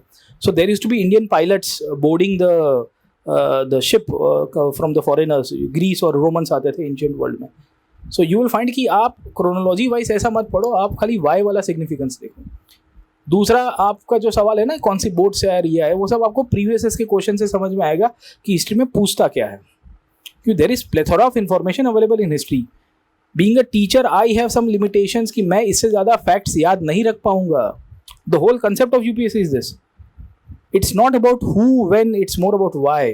एवरीवेयर व्हाई, सब जगह के ऊपर व्हाई ही लगता है, व्हाई एंड हाउ। ठीक है सर, तो मैं फर्स्ट ईयर में हूँ, तो मुझे अभी कोर सिविल इंजीनियरिंग पे ध्यान देना चाहिए कि क्योंकि सिविल इंजीनियरिंग हम ले सकते हैं ऑप्शनल में बाद में। हाँ, तो आपने जैसे आंसर दिया कि थर्ड ईयर के बाद मतलब ऑप्शनल सोचने लगना, क्योंकि अभी हाँ, GS क्योंकि पे- अभी कोर जीएस के सब्जेक्ट्स करो ना अभी तो you can start with the core GS subject. एक पॉलिटी पढ़ना शुरू करो, हिस्ट्री पढ़ना शुरू करो, यू वॉच। देखो, और आपके पास वो कर दो, दुनिया मुट्ठी में है sir, you got mobile in your hand. Okay ना, तो डेटा इधर उधर वेस्ट करने की जगह आप कम से कम दिन का 1-8 घंटा लेक्चर देख लिया करो sir. There plethora YouTube lectures available sir, basic lectures available, foundation मैंने कराए हुए, मेरे ऐसे और भी टीचर्स कराए हुए। कम से कम 1-2 का देख के तो देखो कि क्या लग रहा है आपको, उसके बाद वो वही टॉपिक को पढ़ो जो पढ़ा रहा है। The teacher who is teaching a concern topic, उसी को ही आप खुद से पढ़ो। मित्रों देखिए, अभी जिन लोगों को, हमारे पास कुछ डायरीज हैं, प्रतीक सर आपको कुछ सिंपल से जनरल नॉलेज के क्वेश्चन पूछेंगे, जिसका नंबर लग गया he can win a small diary. एक बात है।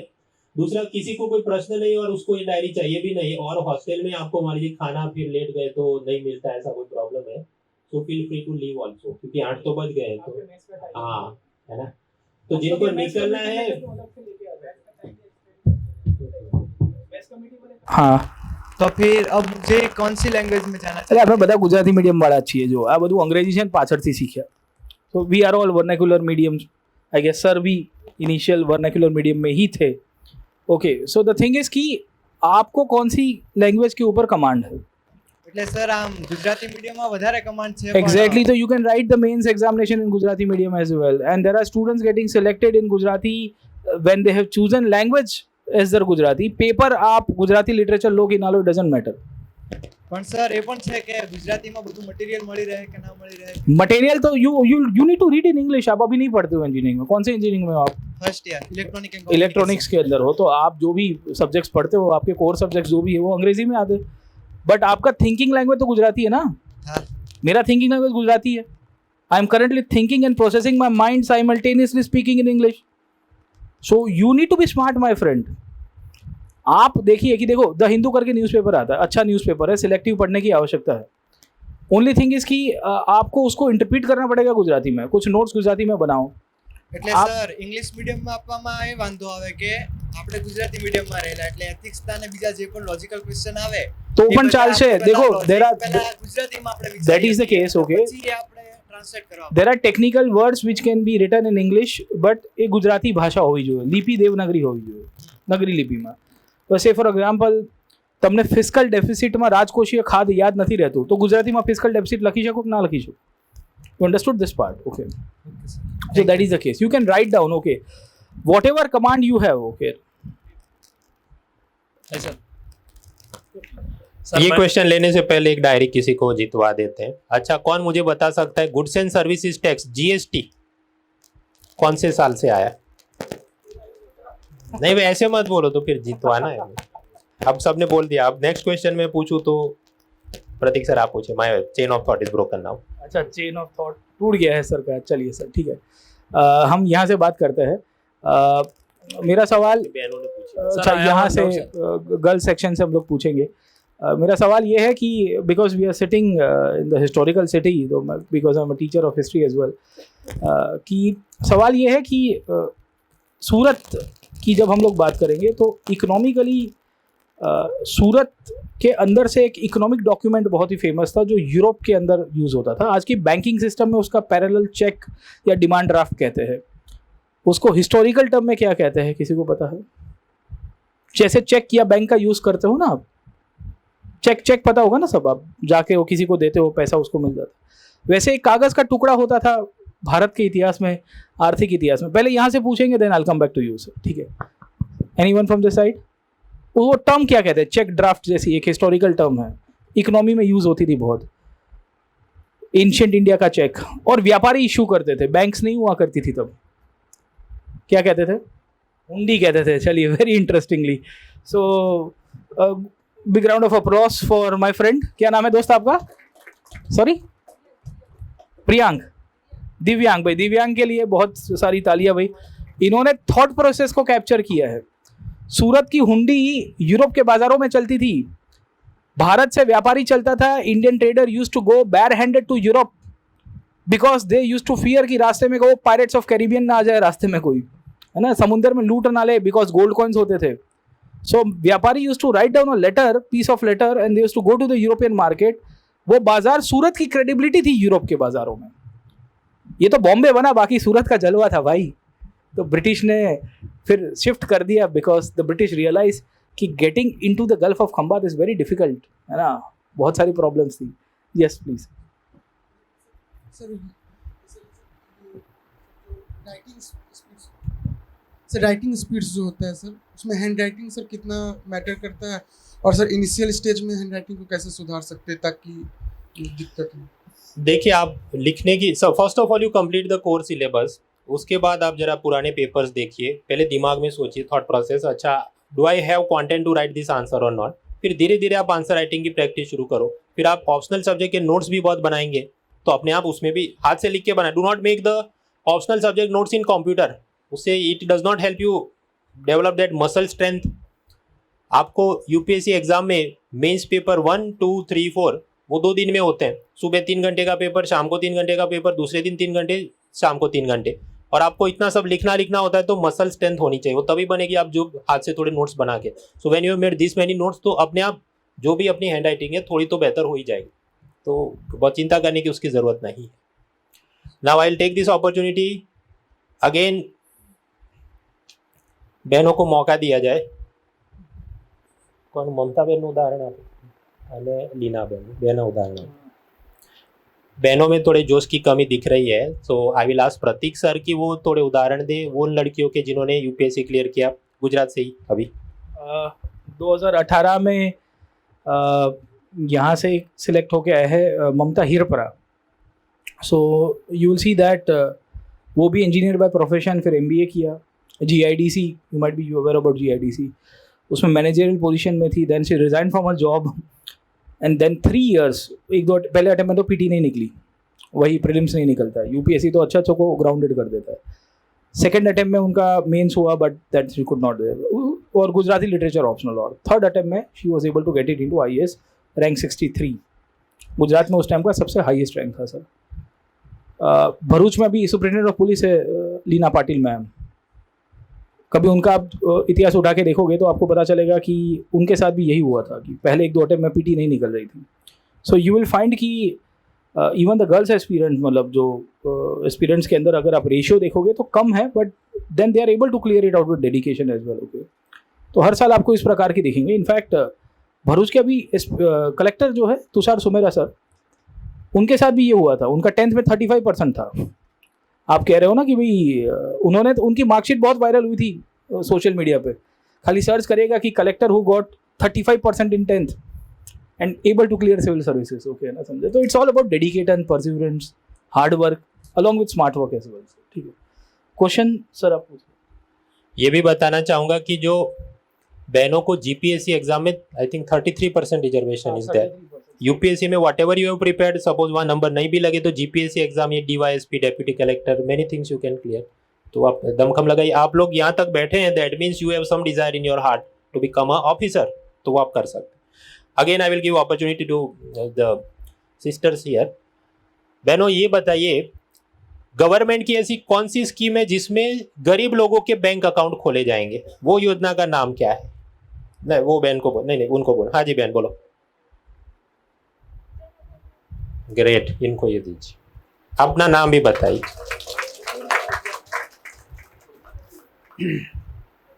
क्या नाम है आपका? Great great great. Okay, question किसको पूछना है? हाँ जी सर, जैसे नहीं आपने अभी स्कीम से रिलेटेड क्वेश्चन पूछा, वैसे ही मैं मेरा जो क्वेश्चन है स्कीम से रिलेटेड ही है, क्योंकि लास्ट 2-3 ईयर से मेरे माइंड में बहुत सारे क्वेश्चन आते हैं स्कीम से रिलेटेड।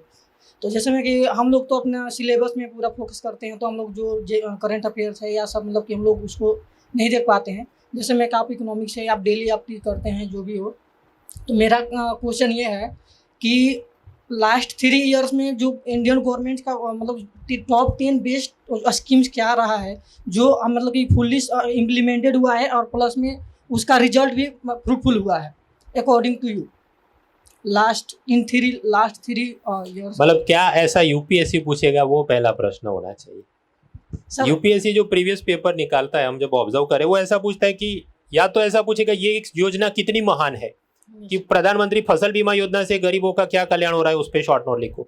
या अभी बहन ने जो बताया प्रधानमंत्री जनधन योजना से गरीबों का फाइनेंशियल इंक्लूजन होगा, उसके बारे में आप लिखो। सॉवरेन गोल्ड बॉन्ड के बारे में लिखो।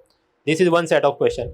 दूसरे कुछ ऐसे आते हैं कि जहां पर आपको पूछा जाए कि इतनी सारी योजनाएं फिर भी ये गरीबी और भूखमरी क्यों है, तो वो दूसरी सेट ऑफ क्वेश्चंस बनते हैं। तो कोई सरकार अच्छी या बुरी है, कोई योजना अच्छी या बुरी है, वो सब जो ओपिनियन बेस्ड क्वेश्चन है उसकी तो सीन बनती नहीं है। फिर भी अगर आप मुझे पूछे कौन सी योजनाएं जोरदार हैं, तो जनधन योजना मेरे हिसाब से, ताकि लोगों को बैंकिंग नेटवर्क में लगता है। प्रधानमंत्री जन आरोग्य योजना, जिसमें गरीबों को 5 लाख का हेल्थ इंश्योरेंस मिलता है ताकि उसका पॉकेट का खर्चा थोड़ा कम हो। ये कुछ अच्छी योजनाएं हैं। हम लोग आज आए, वो वंदे भारत एरोप्लेन जैसी फैसिलिटी है और इतनी साफ सफाई है उस रेलवे में कि मजा आ जाए। तो ऐसी जो इंफ्रास्ट्रक्चर को बेहतर करने की योजनाएं हैं, वो सब मुझे बहुत अच्छी लगती वगैरह। इसके अलावा आपका सवाल दोस्त ये भी होना चाहिए कि कहाँ से क्वेश्चन बनता है। देखिए, क्वेश्चन 2 तरह से बनता है। एक तो बहुत ही डाउन रोडेड सेक्शन जो है सोसाइटी का, उसको अपलिफ्ट करने के लिए कोई योजना आती है। समझे? जैसे गरीब निवारण के लिए आ गई, नरेगा आपको पता होगा बहुत पुराना, ठीक है ना? नरेगा बेसिकली उसके लिए आई थी कि इकोनॉमिक अपलिफ्टमेंट हो लोअर सेक्शन का, राइट? वैसे ही अभी आप देखोगे तो किसानों को लेके बहुत इश्यूज चल रहे थे सर, है ना? उनको सबसे पहले क्रेडिट के इश्यूज चल रहे थे, तो वो उसके लिए फिर पीएम किसान सम्मान योजना लेके आए, 2,000 रुपये के 3 EMI सरकार उनके खाते में जमा कर देगी। तो जैसे ही क्रॉप साइकिल शुरू होता है ना, उसके पहले 2,000 रुपये किसान के खाते में आ गए। अब शायद आपके लिए, हमारे लिए 2,000 रुपये उतनी इमीडिएट कंसर्न्स में वैल्यू ना करते हो, पर छोटे किसान के लिए बहुत वैल्यू करते हैं। That value is the most, because the farmer can by the initial requirement, जैसे उसको क्रॉप्स चाहिए, सीड्स चाहिए, है ना, एग्रीकल्चर के लिए। So that is how UPSC, आपको उस मॉडल के ऊपर सोचना है कि क्या क्या चीज़ें, क्योंकि फ्यूचर में शायद तक आप कोई योजना बना रहे होंगे। You might be advisor to the agriculture minister, ministry of finance, government of India, PMO, समझे कि नहीं समझे? सो PM पूछेंगे तब कोई जो भी होंगे, बोले बाबूजी ये बताइए कि ये किसानों का इश्यू चल रहा है, कुछ लेके आओ उसके लिए, तो आपको दिमाग चलाना है। It is not the political executive that actually brings up with this innovative schemes and the ideas, okay? It is always the bureaucratic executive. You'll be the steel frame, याद रखना सर। आप जिसके लिए एस्पायर कर रहे हो ना, बहुत लंबी है, बहुत लंबा जाना है आपको सर, है ना? You should not be restricted to this part. Yes, एक दो क्वेश्चंस हम लोग पूछते हैं, क्वेश्चंस को लेके इंटरेस्टिंग, सॉरी सिंपल पूछे, कोई जीत सा। अच्छा, जीत साथ है सर, ठीक है ना? अच्छा, इंडिया के बारे में, इंडिया का एक दूसरा नाम भी है, क्या नाम है भाई? भारत। अच्छा, इंडिया के कॉन्स्टिट्यूशन में कौन से आर्टिकल में ये नाम लिखा गया? अरे भाई साहब, ठीक है ना, पोपट कर दिया आप लोग ने इकट्ठा करके सर, ठीक है ना? चलिए, तो इंडिया दैट इज भारत आपने कहा आर्टिकल 1 में है। ये भारत किसके नाम के ऊपर से पड़ा है, कोई ये बता पाएगा?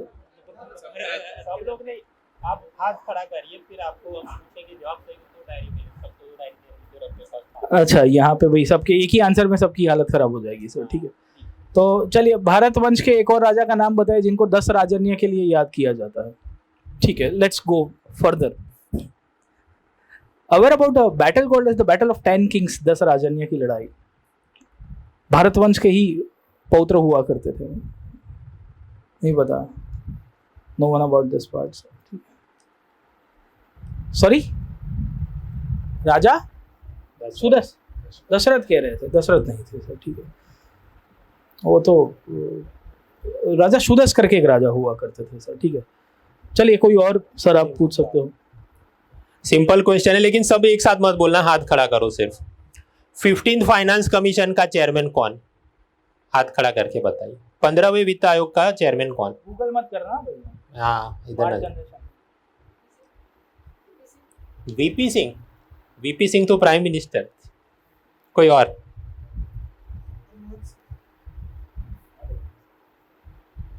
मनमोहन सिंह तो अभी 15th finance commission is a recent thing. बहुत बड़े प्रधानमंत्री को कहाँ चेयरमैन बना दिया?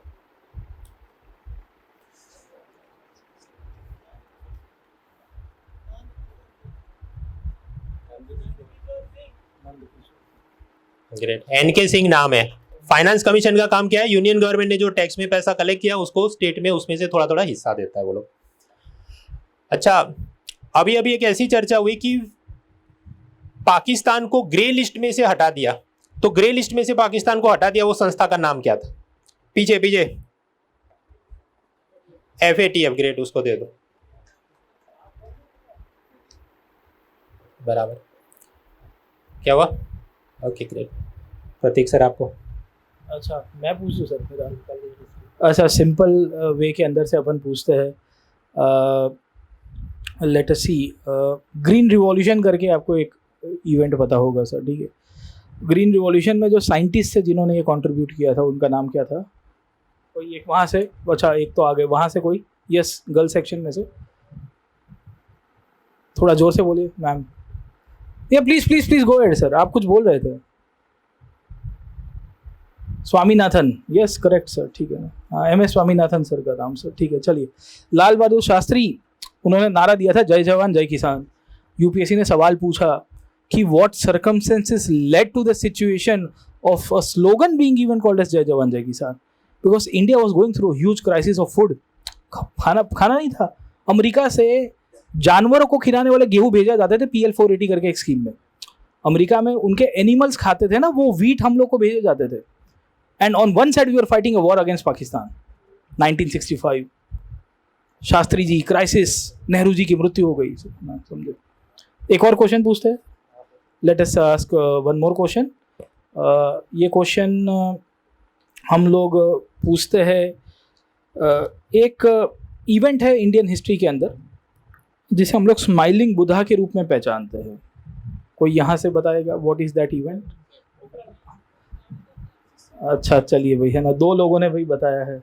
एक भाई रुक जाइए सर, ठीक है ना, चलो। अच्छा भाई, स्माइलिंग बुद्धा तो इन्होंने, चलो पोखरन तो बता ही दिया है, इसको थोड़ा और इलूसिडेट करते हैं। ये जो न्यूक्लियर वेपन्स की टेस्टिंग होती है उसको लेके एक ग्रुप बनाया गया है, और वो ग्रुप के अंदर जो कोई घुस जाता है तो वो ईगल गैंग का मेंबर बन जाता है, वो जैसे पिक्चरों में दिखाता है ना। वो ग्रुप का नाम क्या है, कोई बता पाएगा? उसकी ग्रुप में एंट्री के लिए बहुत ही बढ़िया, मतलब वो स्टेटस में गिना जाता है। आपने तो शायद एक दे दिया है। Anyone else? नाटो? बताओ भाई बताओ। Sorry, Indian UNFCCC? बेटा वो तो United nation framework for climate change है। मैं तो न्यूक्लियर बात कर रहा हूँ, कहाँ पर्यावरण चला? Sorry, NSG, what is the full form? Nuclear suppliers group. चलिए सर, है ना, वेरी इंटरेस्टिंग। पीछे से किसी ने, हाँ, एनएसजी इज द ग्रुप जहाँ एंट्री के लिए मतलब सबसे आइए, is the more of authority जो काम करती है इसको कंट्रोल करने के लिए सर, ठीक है ना। चलिए सर आप। अच्छा, one more question that can be asked related to the current affairs only. इसके अंदर से मेरी सर थॉट प्रोसेस मेरा भी ब्रेक हो गया सर। आप सर देखो, ये होता है, देखो बीइंग अ टीचर हमारा भी थॉट प्रोसेस फैक्चुअल क्वेश्चन में फंस जाता है सर, ठीक है। और मैं ऐसे क्वेश्चन जानता हूँ जो शायद आप जवाब ना दे पाओ, इसके लिए हम, अच्छा चलो एक क्वेश्चन पूछ देते हैं। ये रुपया हम लोग जो करेंसी यूज़ करते हैं सर, है ना, ये रुपया करेंसी को स्टैंडर्डाइज किसने किया था कि ये इतना मेटल का वेट होगा, उसमें इतना वैल्यू होगा, ये लेंगे तो सामने हमको इतनी वस्तुएं मिलेगी सर, है ना। Who was the king? Yes please, पहले हाथ रेस कर दीजिए। अच्छा भाई, सूरी था, Shershah Suri, thank you very much. ये वही सूरी है जिसने मुगलों को पानी पिला दिया था सर, है ना। अफगान्स और मुगलों के बीच में बहुत लड़ाइयाँ हुई। मुगल्स अफगान नहीं थे, आप में से आधे लोग को तो पता नहीं होगा, आपको लगा एक ही है सर, है ना। Mughals and Afghans are one only, the different as well sir. खैर, एक तो चलो रुपया के ऊपर आ गया, इकोनॉमी के ऊपर सवाल आ गया। अच्छा, एक क्वेश्चन ये है, वो है सिक्योरिटी के ऊपर पूछते हैं। So you might be aware about कि there are multiple agencies in this country that are related to security administration, law and order administration. तो आपको बताना है कि इंडिया के अंदर एक होती है इंटेलिजेंस एजेंसीज और एक होती है इन्वेस्टिगेटिव एजेंसीज, ओके। तो आपको बताना है कि इनमें से कौन सी एजेंसी ये है जो इनफैक्ट है ना इन्वेस्टिगेशन का काम करती है। एक है NIA, एक है IB और एक है R&AW। हाथ रेस करिए और बताना है कि आपको इन्वेस्टिगेशन वाली एजेंसी बतानी है। भाई कोई भी यहाँ से, चलो गर्ल्स में से। IB is wrong answer. चलो भाई, NIA is National Investigation Agency, that is a premier agency that works with the investigation aspect. Intelligence is collecting the information and processing it so that the threat to the country can be encountered, है ना, कुछ आक्रमण ना हो जाए तो उसके लिए। तो IB and R&AW, IB works within the country और R&AW research and analysis with it works outside the country. R&AW is under the control of the Prime Minister's Office, PMO. Intelligence Bureau is under the Home Minister's Office, HMO. मोटा भाई के department के अंदर आपको मिलती है। खैर, last question sir के लिए। ये जो सत्यमेव जयते है वो कौन से उपनिषद से लिखा गया है? जोर से मत बोला, येलो शर्ट वाले भाई। मुंडो उपनिषद। और कौन बोलना चाहता है, आप बताइए। मुंडका उपनिषद है, राइट है सर। उन्होंने मुंडो कर दिया, मिल गया है इनको, तो फिर इनको नहीं रहे। तो भाई दूसरा क्वेश्चन तो ऑलरेडी यार, दो डायरी क्या छाती पे बांध के जाएंगे। नहीं कोई बात नहीं, देखो मैं थोड़ा इनफॉर्मल हूँ, ठीक है ना, डोंट टेक इट पर्सनली। आजकल राइट टू फील ऑफेंसिव बहुत हो गया इंडिया। Feel free. या you want to ask a question? आप में से ही होता है। या प्लीज आस्क। सॉरी, अच्छा भाई उनको डजंट नो एनी आंसर. अच्छा एक काम करो आप you wanted to get into SI right? So you belong to which state? You belong to Telangana. Okay. So you wanted to get into SI. You just tell us the hierarchy कि SI के ऊपर कौन आता है 2 post, फिर diary दे देते हम आप. सॉरी CI आता है. अच्छा और फिर उसके ऊपर SP आ जाता है सीधा. अच्छा सीधा ACP आ जाता है. सिटी में ACP होता है सर, ठीक है. और बाकी DSP कहते हैं उनको. चलिए सर ठीक है ना भाई. पर बाकी सारे विद्यार्थियों के साथ इनजस्टिस हो जाएगा यार. ठीक है क्या ख्याल है भाई? But he has given the hierarchy as well sir. ठीक है चलिए भाई. चले थैंक यू वेरी मच. आपकी क्वेरीज होगी तो we can wait for 5 minutes. Okay not a problem.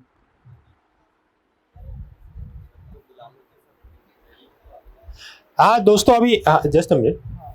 आप सब लोग जाइए, जिसको प्रश्न है वो लोग ही बैठिए और एक एक करके नजदीक आके पूछ लो. ठीक है आप बाकी सब लोग. हाँ हाँ ठीक है ठीक है. Great great great. हमको पाप लगेगा. चलो नाइस.